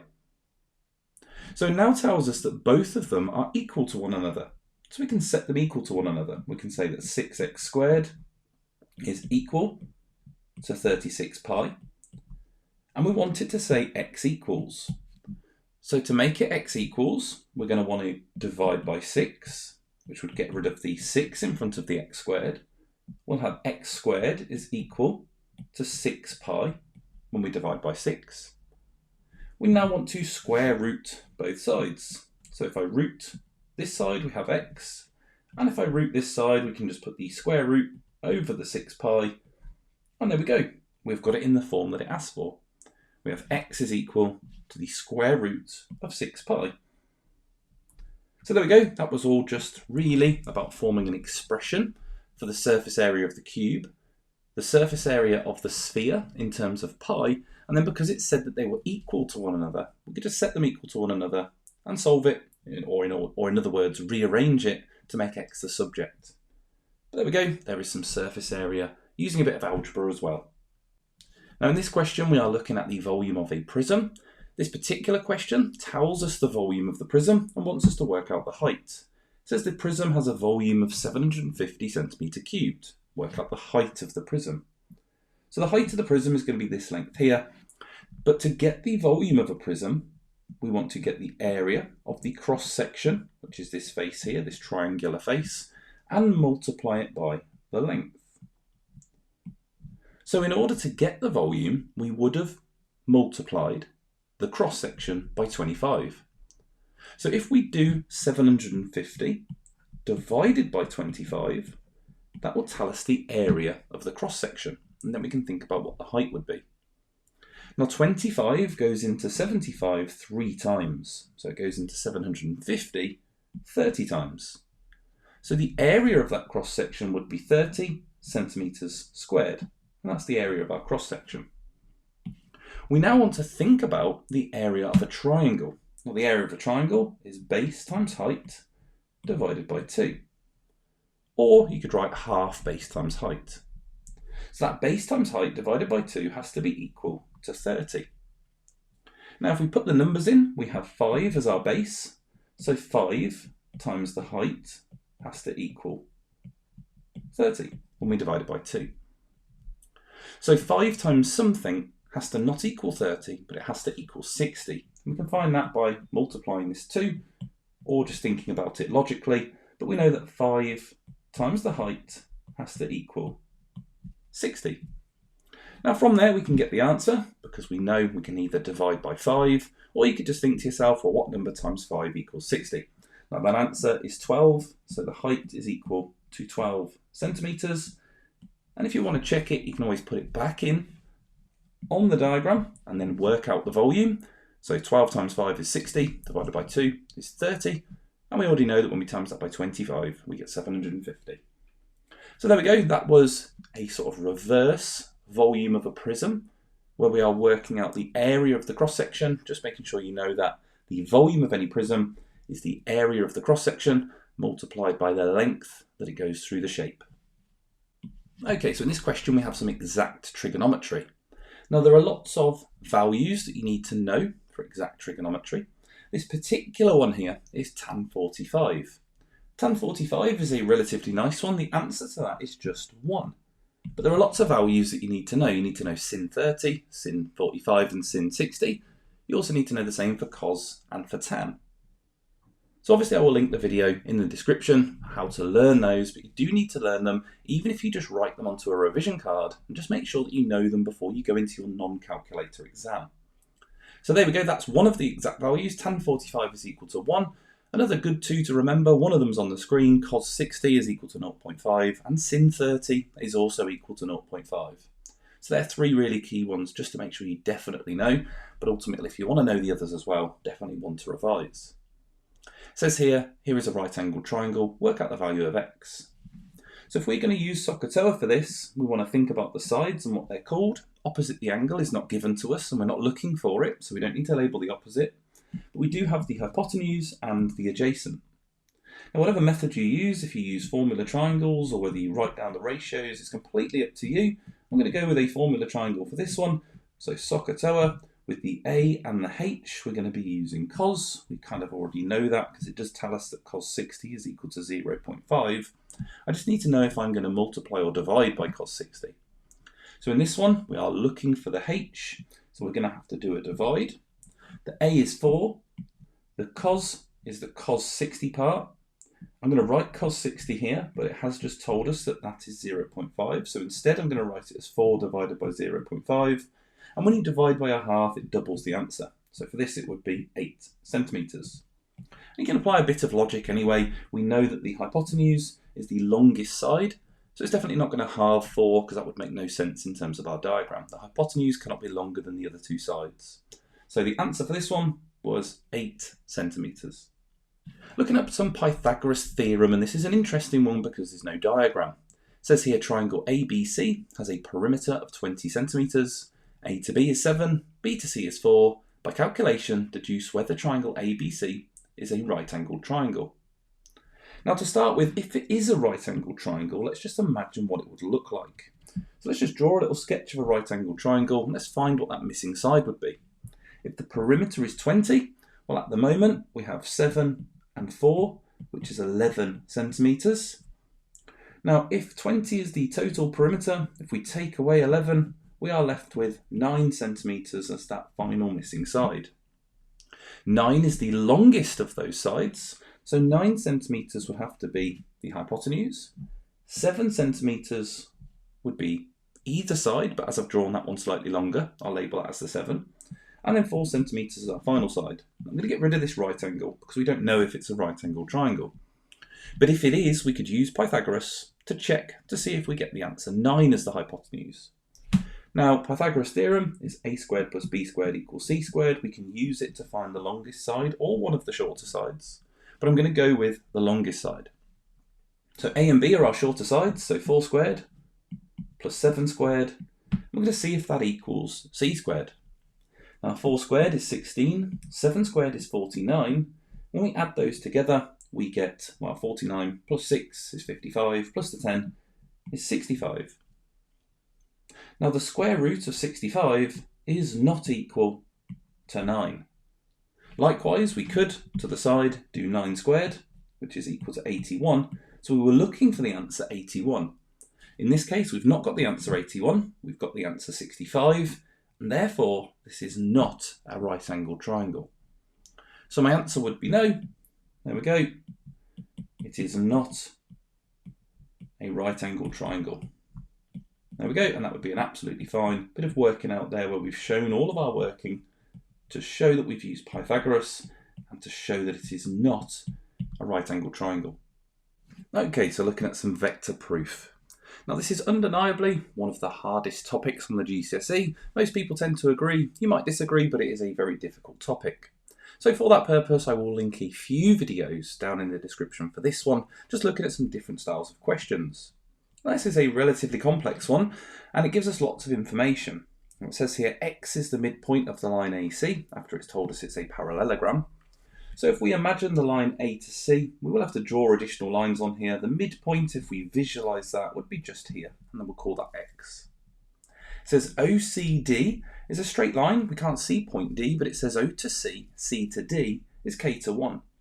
So we need to draw a little point over here, and there we go. We'll imagine that that point is now the extended part of the line. We don't know if C to D is longer than O to C, but that's okay, we're not drawing it to scale. Now we know that that is in the ratio K to 1. So it's going to be a certain amount of C's, we just don't know how many, but we will find that out. So it tells us next that x to D is the vector 3c minus half a.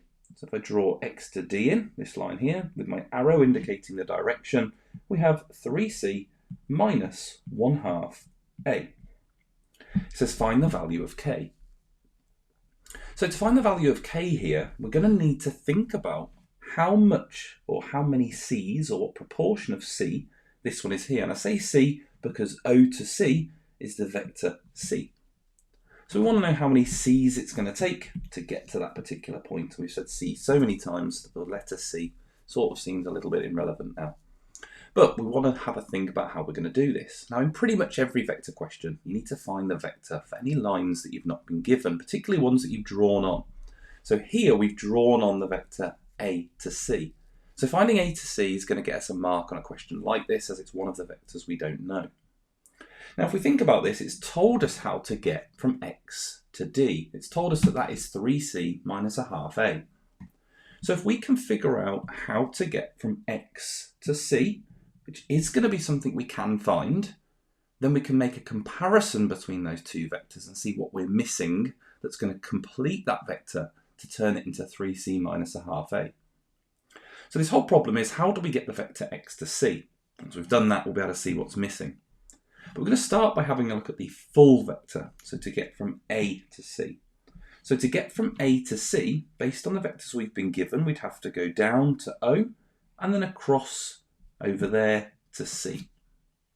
So if we label this the vector a to c, so from a to c, indicating the direction there, that would equal minus a, as we're going backwards through the a, plus c. Now that, if we get rid of this highlighter now, that is the full vector now from a down to c.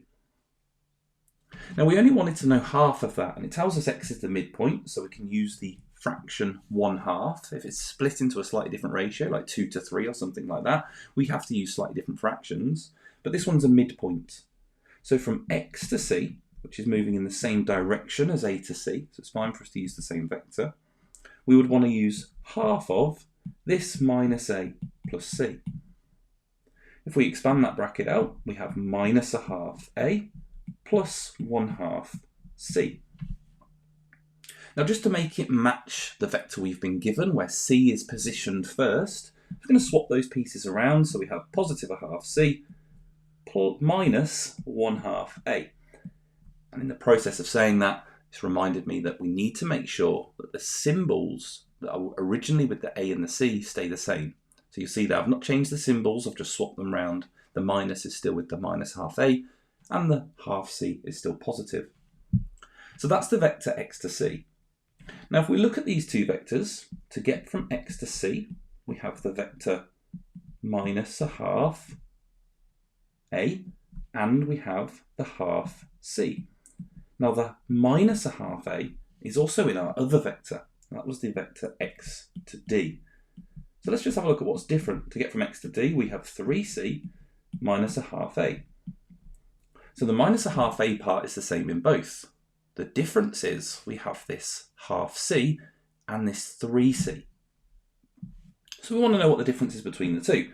Now to get from 1/2 to 3, that's 2.5 or 2.5, which means that the amount of c's to get to there must be 2.5 c.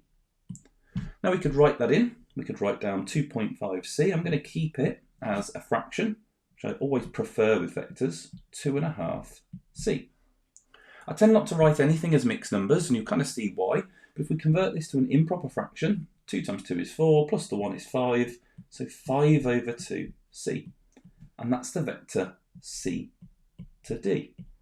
We've got that just by comparing the two and seeing what was missing. So we are almost done now, because we know that that little part is 5 over 2, and it's told us that the ratio of O to C and C to D is k to 1. Well, let's just have a look. So currently our ratio, if we look at what we have O to C, C to D, is in the ratio, well, it's 1c from O to C. Let's just write 1c. And from C to D, we've just worked out, is 5 over 2c. Now we can get rid of the c's here and just write that as a numerical ratio. So it's 1 to 5 over 2. But the question says the ratio is in the ratio k to 1. So in order to get down to a k to 1 ratio, well, on the right, we want that to say 1. On the left, we want to actually work out what k is. So to get from 5 over 2 to 1, we have to divide by 5 over 2. It's always the case when we're looking at a ratio which is something to 1 or 1 to something. So we need to do the same on the other side. We need to divide by 5 over 2. So we have a little bit of a strange division to do here because we have to do 1 divided by 5 over 2. But actually that's really nice to do because when dividing fractions, you just multiply by the reciprocal. So actually that just becomes 1 times, do the reciprocal, 2 over 5. And that's equal to 2 over 5. So we know that that is going to be 2 over 5 just down here. And there we go, we've got our ratio in the form k to 1, and k is equal to 2 over 5. And that's our final answer for this question. Now the thing with vector proof, there are so many different types of questions and different variations. This is a sort of difficult question, but also a little bit in the middle ground. There are some questions that are really very challenging on vectors. This is already a very challenging version, but there are some slightly harder versions, and I will link them in the description so you can have a look at those as well. And on to some sharing in a ratio. This is an interesting version of a question because it says here a shop sells packs of black pens, packs of red pens, and packs of green pens. There are 2 pens in each pack of black pens, 5 pens in each pack of red pens, and 6 pens in each pack of green pens. It says on Monday, packs of black pens sold to packs of red pens sold to packs of green pens sold is 7 to 3 to 4. A total of 212 pens were sold. Work out the number of green pens sold. Now the difficulty in this question here is, look, we've been given all of this information about how many pens are in each pack. And then later on it tells us the total amount of pens that were sold, not the amount of packs that were sold. But the ratio that's been given to us is telling us the amount of packs that have been sold. Now we want that ratio to be about the amount of pens, because all we really want to do in this question is share 212 in the ratio, and not 7 to 3 to 4, but the ratio of the pens that were sold, not the packs of pens that were sold. So in order to turn this into packs, well, here the ratio is in packs, so we'll label that. We want the ratio in pens. So if we want to turn this into the amount of pens, well, 7 packs of, and let's just label up the colours here. That was black to start with, then red, and then green. So the information down here tells us 2 pens in each pack of black pens. So we'll times the 7 by 2, and that's 14 pens in those 7 parts. There are 5 of the red pens in each pack, so we need to times the 3 by 5, which is 15 pens. And then the final one, there are 6 pens in each of the green packs. So timesing that by 6 would give us 24. Now that's a really strange process to do because normally when we are multiplying or manipulating a ratio, we times all the numbers by the same thing. But here we're timesing all the numbers by different things, and that's quite a strange process. But we're doing that to turn it into a ratio for the amount of pens in each of those packs that were sold. So now we have a ratio in terms of the pens. From here, all we actually need to do is share that in that ratio. So if we add together how many parts we have, 14, 15 and 24, take your time to work that out. So 14 plus 15 is 29, add the 20 is 49, add the 4 is 53. There are 53 parts in this ratio. And that means we have to do 212 divided by 53, but of course think we're not using a calculator here, so it's got to be a relatively nice number, and we'd assume it's also going to be a whole number. So if we do a few 53s, if you're not sure, 53, 106, 159, add 50 is 209, add the 3 is 212, so there we go, it fits in 4 times. So let's write that down, 212 divided by 53 is equal to 4. So each part there in our pens ratio represents 4 pens. Now we want to know how many green pens there are, so let's just write this 53 parts to the side because I can manipulate now this ratio, and this is the part now where we will times everything by the same number. Now of course it only wants the green pens, so I do only actually have to times the 24, So I'm going to times that by 4, and 24 times 4, I probably just want to work that out to the side. I don't want to do all of this and then get this final part wrong. 4 times 4 is 16, 4 times 2 is 8, plus the 1 is 9. So that becomes 96. You could go and times the rest by 4, but it did only want the green pens. So I'm not going to times them all by 4, but if you needed to know them all, we could times them all by 4. But there we go, our final answer is 96, and that's the final part of this sharing in a ratio question. Now, when combining ratios, we need to be really careful, because when we have two ratios in a question, we are looking for something that overlaps. And by overlaps, I mean the same thing in each ratio. So in this one here, we have flats in our first ratio, and we have flats in our second ratio. Now, if I write this out, I can write it out as what we would normally call a three-part ratio. It mentions houses first, then it mentions flats, and then it mentions bungalows. There are multiple different ways to solve this question, but combining the ratios is going to help with lots of different styles of questions. So we'll go with combining them and making a three-part ratio. So here, the number for flats in one of the ratios is a 4 and one of the ratios is an 8. So I can't just write this into one ratio straight away because I haven't got a fixed number to put in the position of the flats. So I need that number to be the same, which means I need to find the lowest common multiple of 4 and 8. That's a relatively nice one, because 4 turns into 8. To do that, I just need to multiply this top ratio by 2. So that would become 14, and the 4 would become 8. The 8 now matches, and I can just put all my numbers in my three-part ratio. So houses is 14, flats is 8, and bungalows is 5. That hasn't changed, that second ratio. So there we go. It now tells us there are 50 bungalows in the village. Well, the bungalows is the number on the right here, and it tells us that that becomes 50. So this is one of my favourite types of ratios, when it just tells you what one of the numbers is turning into. Rather than making us add them all together and share it out, it's just told us straight away to get from 5 to 50, we can probably spot that that is just timesing by 10. Which means we need to times them all by 10. So flats will be 80, 8 times 10, and houses will be 140, again just timesing all of these by 10. It says how many houses are in the village? Well, we've just answered that. We have 140 houses that are in the village.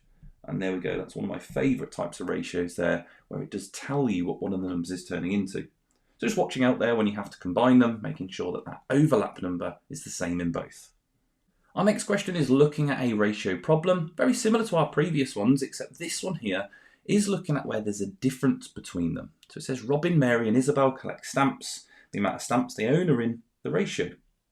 Robin stamps to Mary stamps to Isabel stamps is 4 to 7 to 15. But it says here Isabel has 24 more stamps than Mary. We'll deal with that first, but then it says Isabel has more stamps than Robin. How many more? Well, we can deal with that once we know how many stamps they have. But here Isabel has 24 more stamps than Mary. So if I label this so that the letters are very clear, Robin, Mary and Isabel, their current numbers are 4, 7 and 15 for their ratio. And it tells us that Isabel has more than Mary. So from here to here, from that 7 to 15, that is 24 stamps. Well, we know it's 24 stamps because that's told us, or it's given to us in the question, but how many ratio parts does that relate to? Or how many parts of that ratio? Well, to get from 7 to 15, that is an additional 8 parts. So we know that 8 parts is equal to 24. If you wanted to work that out, you could write 15 take away 7, which is equal to 8. So 8 parts is 24 stamps. Now with all ratios, we want to know the value of 1 part, not 8 parts. We want to know what 1 part is. So 1 part of the ratio, to get that, we wouldn't really write parts as it's singular, so 1 part. If we divide that by 8, we do the same to the other side. 24 divided by 8 is 3 stamps. So each part of this ratio is worth 3 stamps. Now we know the ratio, which is 4 to 7 to 15. And we've just worked out that each part is worth 3.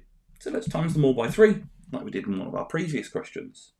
So 3 times 4 is 12, 7 times 3 is 21, 15 times 3 is 45. It says Isabel has more stamps than Robin. How many more? Well, we have Isabel at the end. I've kind of written IS, kind of looks like 15, so let's get rid of that. So Isabel is at the end. Isabel has 15 stamps, and Robin has 4. So nice and easy to work out this final step now that we have the numbers anyway. So to work out how many more she has, well, 15 take away 4 gives us 11 stamps. So our final answer, Isabel has 11 more stamps than Robin. Okay, so this question here, one that always tends to throw people. It's about ratios to fractions. It says that there are 4 types of cards in a game. Each card has a black or white circle or a black or white triangle. So there are 4 types of cards. The number of cards with a black shape to the number of cards with a white shape is 3 to 5. The number of cards with a circle to the number of cards with a triangle is 2 to 7. Express the total number of cards with a black shape as a fraction of the total number of cards with a triangle. Okay, so this question is a relatively interesting one. So here it says, in this final line, express the total number of cards with a black shape as a fraction of the total number of cards with a triangle. Now looking at our ratios, we can look at the total number of cards with a black shape as a fraction because it tells us that here, black to white is 3 to 5. So the fraction of cards that are black shapes, and we can label this down here, so the black shapes, the 3 represents the black shapes, so it's 3 out of, in total, 8.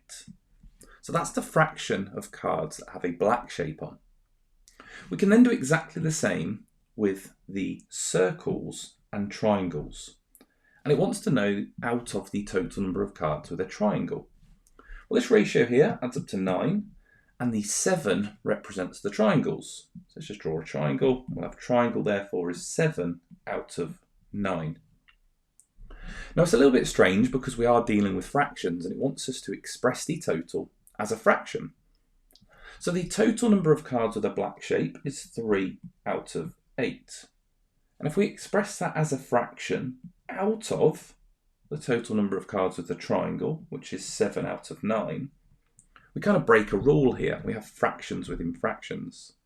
Now, if we ever have a scenario like this, that fraction line means a divide. So actually what we have is 3 over 8 divided by 7 over 9, and actually it doesn't need to be written as a fraction. So that one there, we are now actually just dividing fractions. We know when dividing fractions, we are going to multiply by the reciprocal, and the reciprocal is 9 over 7. So that's nice and easy for us to do. We now just need to multiply the tops. 3 times 9 is 27, and the bottom, 8 times 7 is 56. So actually that whole question there was just about dividing fractions. But we had to first convert the part of the ratio that we needed into a fraction, and the second ratio, the part that we needed, converting it into a fraction. Just following the instructions, it said then express the total as a fraction of the total. So we got the fractional amount for the black cards on the top out of the fractional amount for the triangles on the bottom, and that was then converted into a divide calculation rather than writing just as a fraction. So we go 27 over 56, and that is ratios as fractions. When looking at direct and inverse proportion, we need to know our formulas that we're going to use, or our equations of proportion. It says here h is inversely proportional to p, and p is directly proportional to root t.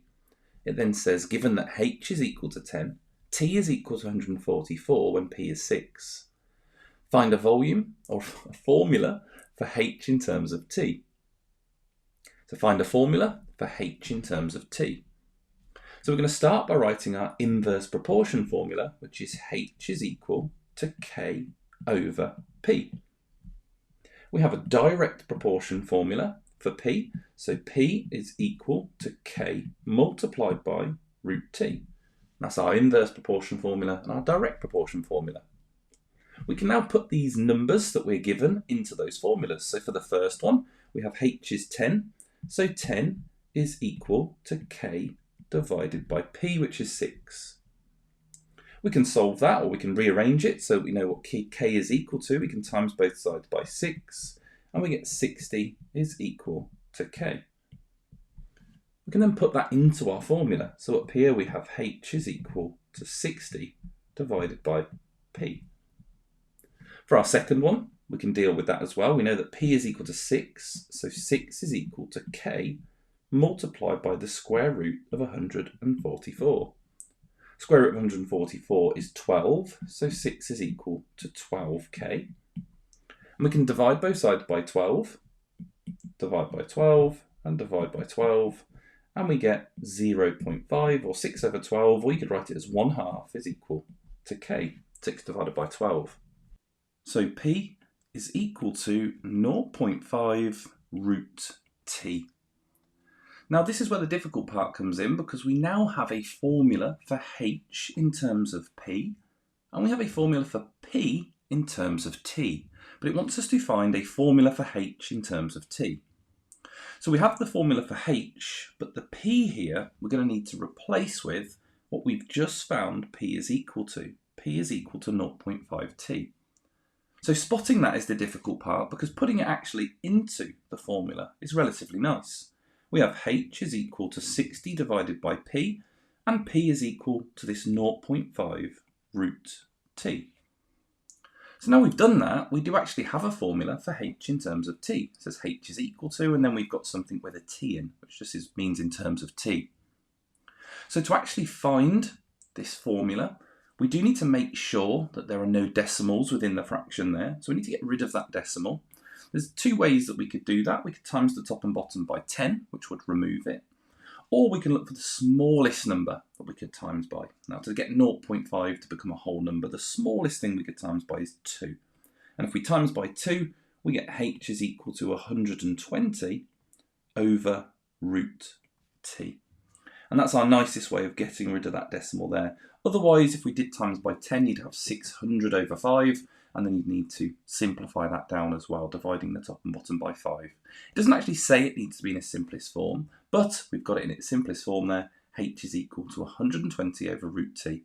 So you need to know both your direct and inverse proportion formulas, and be prepared to have to put them together sometimes as well. But of course, you might just have to do one of these, or maybe even just one where you're just finding the formula.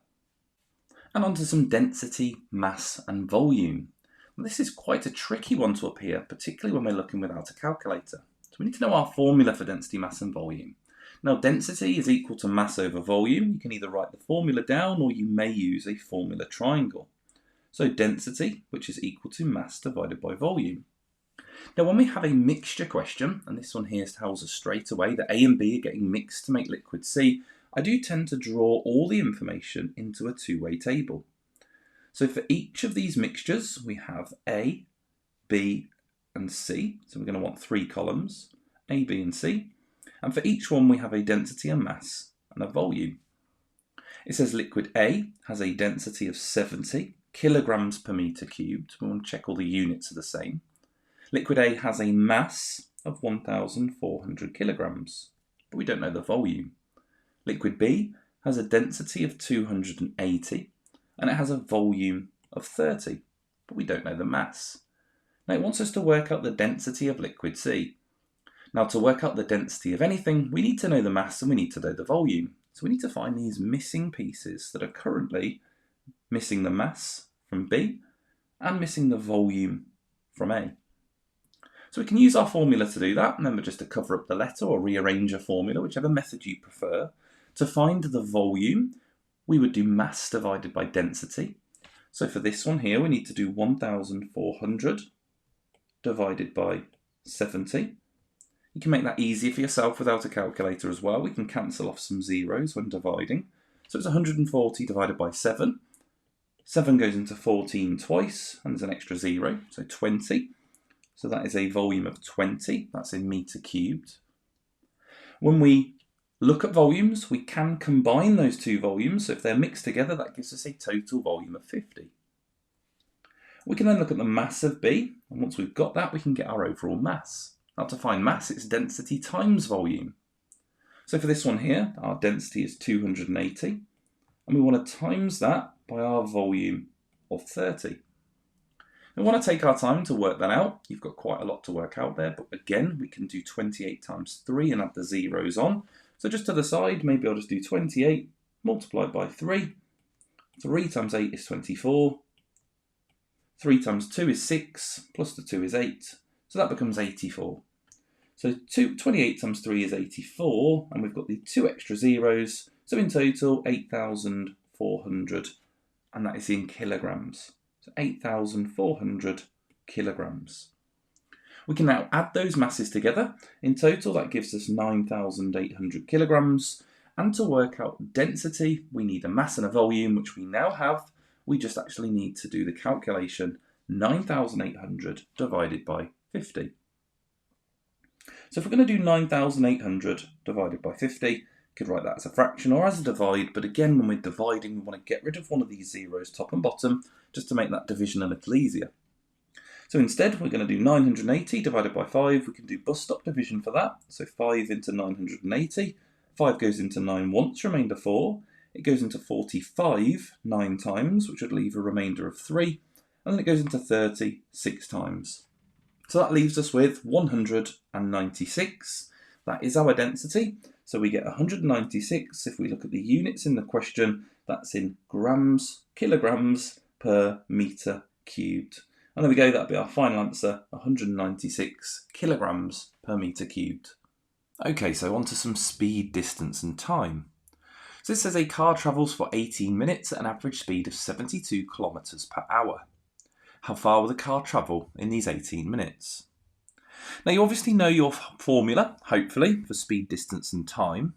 However, when we are looking at speed, distance and time on a non-calculator exam, we're going to take a slightly different approach to using our formula. Speed is distance over time. Now when we have a speed that's given to us, we can put that speed into a table.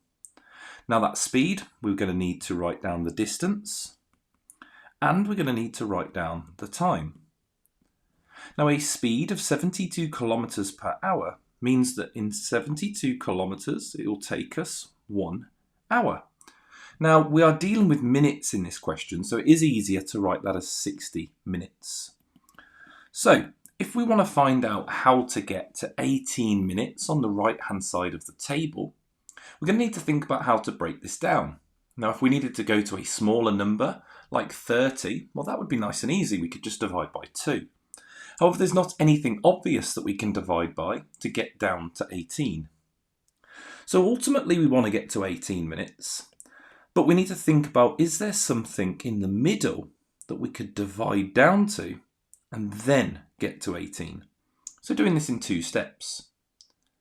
Now thinking about what we can divide by, there's lots of numbers that go into 60. You can divide by 6, 10, 12, 5, lots of numbers that go into 60. But we want to divide down to something which is going to turn into 18. Now thinking about what a number that we can divide down to that does turn into 18, well 6 would be quite a nice one. So could we go down to 6, and if it works, then we'll stick with it. To get down to 6, we would have to divide by 10. 60 divided by 10 is 6, and then we would times by 3. Whatever we do on the right, we just have to do exactly the same on the left. So we need to divide by 10 and then times by 3. 72 divided by 10 is going to give us a decimal, which isn't the nicest if we're not using a calculator, but it gets us down to 7.2. And that's not going to be awful to times by 3. I would probably do this to the side. I'd do 72 times 3 and then we'll put the decimal back in. So 3 times 2 is 6, 3 times 7 is 21, and then I need to put the decimal back in one place, so 21.6.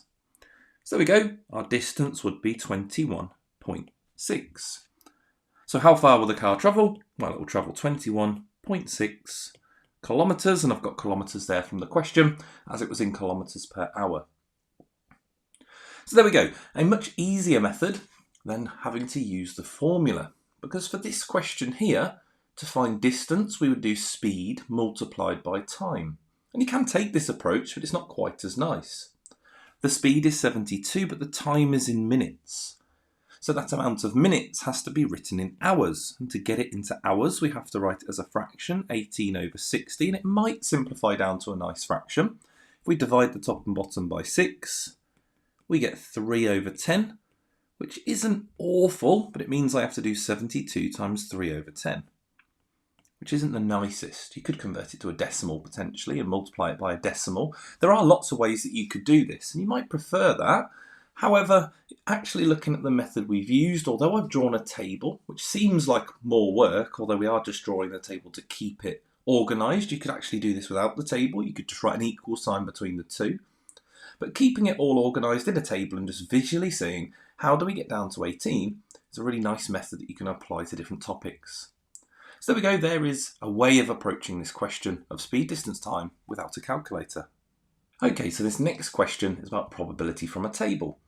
Although you've probably noticed already there is no table in the question, but it says there are only red counters, blue counters and yellow counters in a bag, and the ratio of red to the number of blue is 3 to 17. Sian takes at random a counter from the bag and the probability that the counter is yellow is 0.2. Work out the probability that Sian takes a red counter. Now if we were to draw a table for this, and normally a probability table, you'll have the colours and the probabilities. So we have red, we have blue, and we have yellow.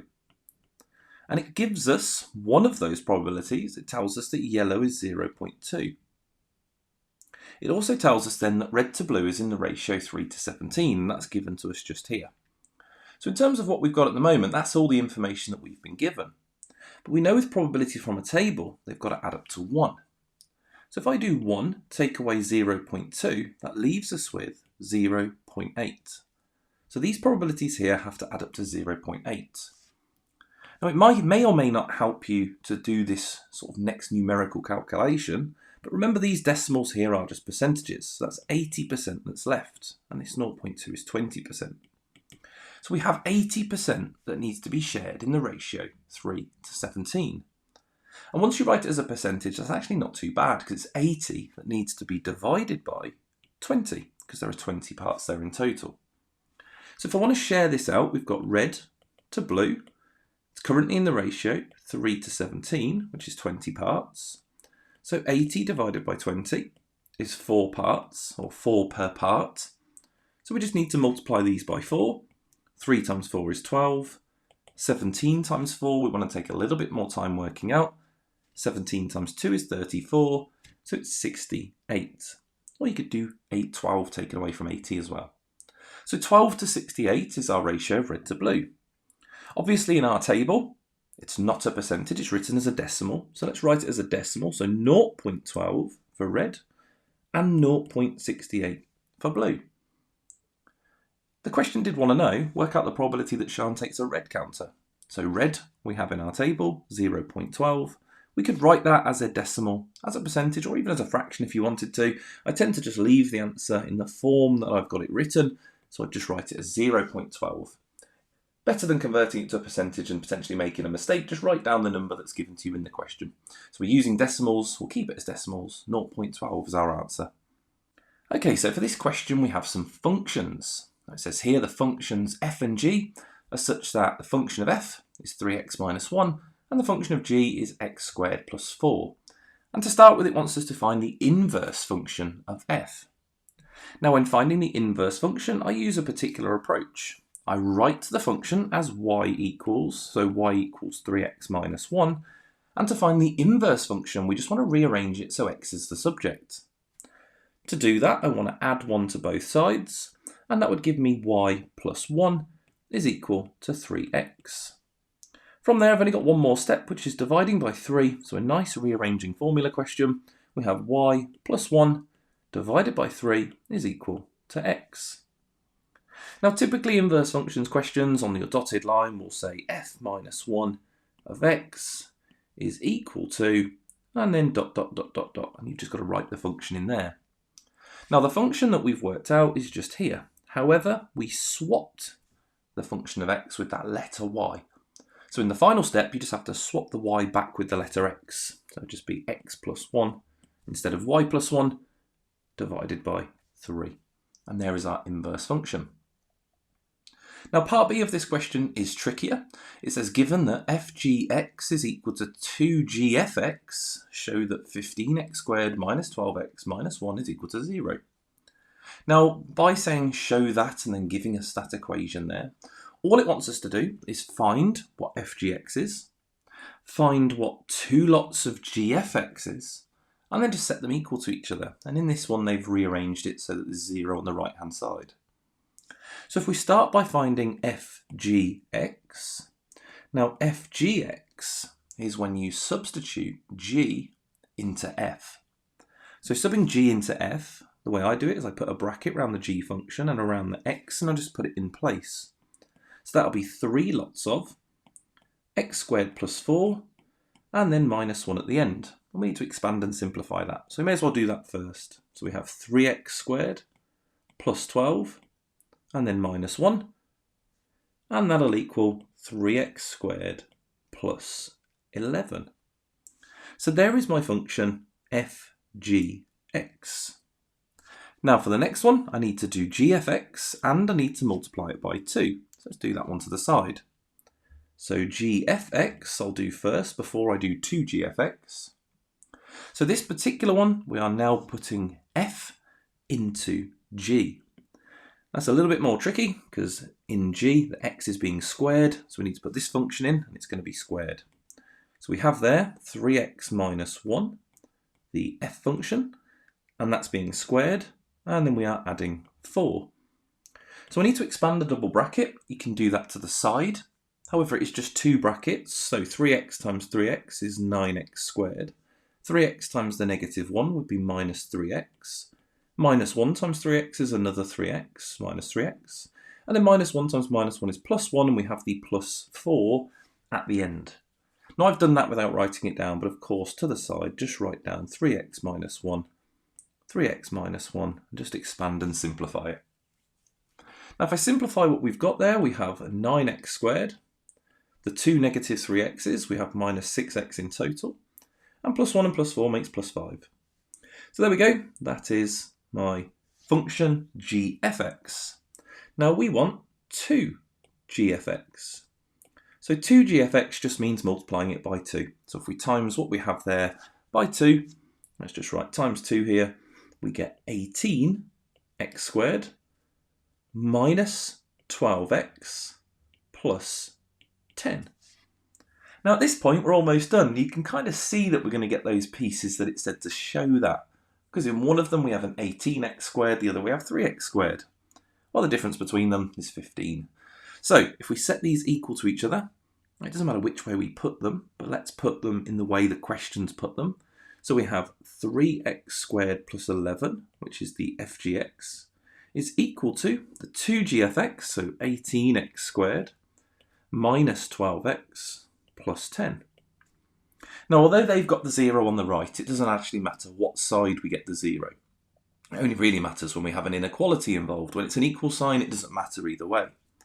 So I want to minus 3x squared and minus 11.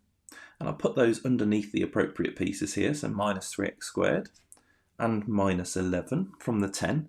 And that would give us 0 equals, we get the 15x squared we were looking for. Minus 12x isn't changing. And 10 take away 11 is minus 1. So we get all the matching pieces there. All I really need to do at this point is just write it in the way they've written it. So 15x squared minus 12x minus 1 equals 0. And there we go. I have shown that 15x squared minus 12x minus 1 is equal to 0 by doing those composite functions. So we had an inverse function in part A, relatively nice one, and we had these composite functions in part B there, and quite tricky ones because we had both variations of the composite function, and we had that 2gfx, which is also a little bit rarer when it does appear. So 2gfx, just finding gfx and timesing by 2. And there we go, there's some functions. Okay, so our next question is looking at cumulative frequency. Now, drawing a cumulative frequency graph I think is really nice. All we do need to do is remember to use these endpoints and plot it against the cumulative frequency. Just be really careful, make sure you have been given the cumulative frequency, because if you are only given the frequency, you need to add them up as you go down and get that cumulative total. However, this has given us the cumulative frequency. So on 40, we need to go up to 5, which is just here. On 60, we need to go up to 25. On 80, we need to go up to 35. On 100, we're going up to 38, which is very close to our top here because it only goes up to 40, and 120 goes up to 40. Now for a cumulative frequency graph, the other thing we need to remember is our starting point, and it's this very first number in the table. So our starting point is on 20, not to be confused with a starting point on the origin at 0, 0. This doesn't start at 0, it starts at 20. So we just want a nice smooth curve that connects these together, not using a ruler, just a nice smooth curve. And there we go, there's our cumulative frequency graph drawn.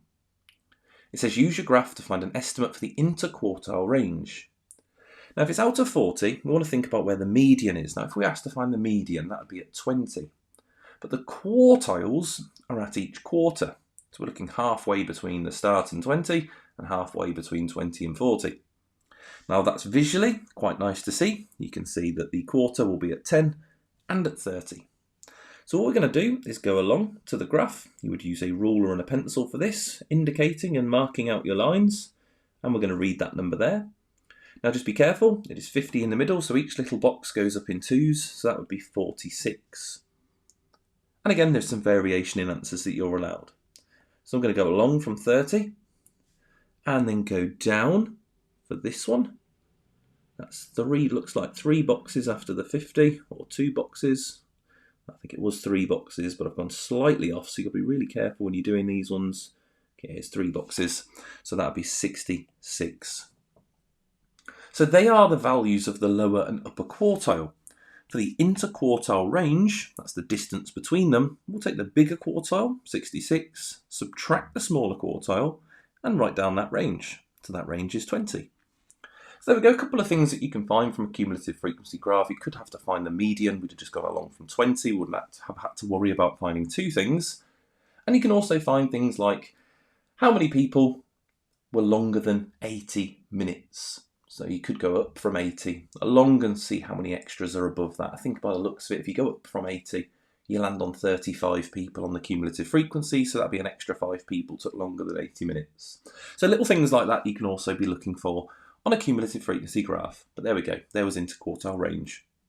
For this question, we have a reverse mean. So with a reverse mean, the sort of trick to this question is in the title. When we are given, or when we are looking for a mean, we get the total, divide by how many there are, and we get our mean. With a reverse mean, typically we are given the mean, but not the total. And we have to do a multiplication instead. So here it says there are 15 children at a birthday party, and the mean age of the 15 children is 7. Now before we even carry on, that means that at the total age of all the children, which we don't know, we could give that a letter if we wanted. As we divide that by 15, we get a mean of 7. So something divided by 15 is 7. Now, if you know what that number is in your head, great. You don't need to do the multiplication part. But we want to multiply by 15 and multiply by 15. And that's something that we're looking for. Wish we should have given a letter, really. You don't have to use algebra here, but we can do. If we times 7 by 15, we then get, well, 10 times 7 is 70, 5 times 7 is 35, so that would be 105. So that there is the total age of all 15 children. Okay, so that's the total age. It then tells us some more information though. It says 9 of the 15 children are boys, and the mean age of the boys is 5 years. Look at the mean age of the girls. So 9 of the 15 children are boys. So this tells us that whatever age the boys are, let's use a letter this time rather than a question mark. So x divided by the 9 boys gives us a mean of 5. Well, in this scenario, just like before, we'd now just times by 9. So 5 times 9, much easier, we get x is equal to 45. And that's the age for the boys. So let's write that down. That is the boys' age, or the total boys' age. Let's put the total boys' age. It says work out the mean for the girls. So the mean age of the girls, now we're just doing a normal mean. So when we want to know the mean, we need to know the total. We can find the total because we know that all of their ages were 105 and the mean age for the boys is 45. So for the girls, well, we can do 105, take away 45, which is equal to 60. And that is the total girls' age. And to find their mean, we just need to divide the total by how many girls there are. It doesn't explicitly tell us how many girls there are, but it says 9 of the 15 children are boys. So if 9 of them are boys, that must mean that there are 6 girls. So therefore we would do 60 divided by the 6 girls, and that gives us a mean of 10. So there we go, the mean age of the girls is 10. And there we go, that is a reverse mean. And on to our final question, looking at capture, recapture. There's a lot of words in this question, but the actual maths is quite short to do. There are lots of different methods for this question, but I'm going to show you one method thinking about proportion. It says here, Sylvia wants to find an estimate for the number of birds in a reserve. On Monday, she catches 90 of the birds. She puts a ring on each of the birds and returns them to the reserve. On Tuesday, she catches 120 of the birds and she finds that 20 of the birds have rings on them. Work out an estimate for the total number of birds in the reserve. Now this is all just about writing down the proportion as a fraction for each of these captures. So on Monday, she catches 90 of the birds and puts a ring on them. Now that is 90 out of the total population, which is of course what we're looking for, and we don't know that answer, so that's 90 out of something. The second time she does the capture, and we have the rings on the birds, there are 20 birds that have the rings on them. So that's 20 out of, and she caught 120 birds. So that's 20 out of 120. Now when we're looking at this question, all we actually want to do is put an equal sign between them and assume that these are proportional. Now if they are proportional, we just need to think about how to create that fraction, 90 over something, as an equivalent fraction to 20 over 120. Now there are a few different things you can do. If you can spot without a calculator how to get from 20 to 90, brilliant. But you might be able to simplify this fraction on the right, and actually it does simplify. You can divide the top and bottom by 2.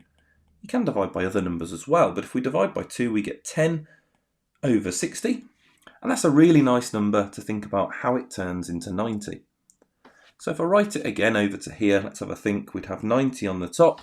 How do we get from 10 to 90? Well, that's just timesing by 9. We do the same to the bottom as we're creating an equivalent fraction. We're just going to times by 9. And we need to work that out. So you might want to do 60 times 9.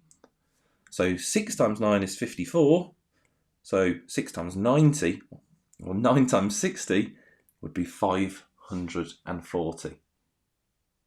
So there we go. So that's 90 out of 540. Now that x on the bottom, that 540 on the bottom, is what we are estimating to be the total number of birds in this reserve. So our final answer is 540.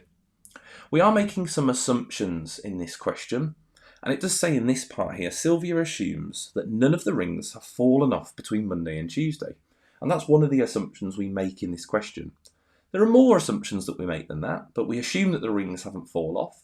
We assume that none of the birds have died. We assume no additional birds were added into this reserve. So they're all things that we assume because all of those things could affect our answer. But it says here in part B, if Sylvia's assumption is wrong, explain what effect this would have on your answer to part A. Well, if she is wrong, and we might want to write that, if she is wrong, okay, if she is wrong, and we're specifically referring to the answer here, as it says, what effect would it have on your answer? We would say the answer could be higher or lower. And that's absolutely fine for us to just say the answer could be higher or lower. The important part there is for us to say it could be either. If the rings have fallen off, for example, that would be different to if more birds had been added to the reserve, or if some of the birds had flown away or mysteriously died in this particular scenario. That could all affect our answer in different ways. We don't know which one it is, but in this case here, where none of the rings have fallen off, well, if they have fallen off or if they haven't, we could have some different answers. Now, in this scenario, it is actually an interesting one because it does say this particular assumption. It says the assumption here is that none of the rings have fallen off. Now, if she is wrong and some of the rings have fallen off, well, actually it does affect our answer in one particular way. So we need to consider that with this question. Now, let's imagine in a scenario where the rings have fallen off. And let's just imagine that actually 30 of the birds were supposed to have rings on. Now, that would change our answer, because if it was 30 out of 120 instead, and we were trying to get to 90, well, in that scenario, we would only multiply by 3. And in that scenario, the total would be 360. So in this one assumption, which is a very unique question, actually our answer couldn't be higher or lower. If she's wrong and some of them have fallen off, then our answer could only be lower. So in this scenario here, I'm going to change that answer ever so slightly, just because it's different to sort of the usual question. If she is wrong, the answer could be lower. And I'm going to stick with that lower one for this one, because we've just proved an example there to show that it could be lower. Okay, so there we go. That was our final question.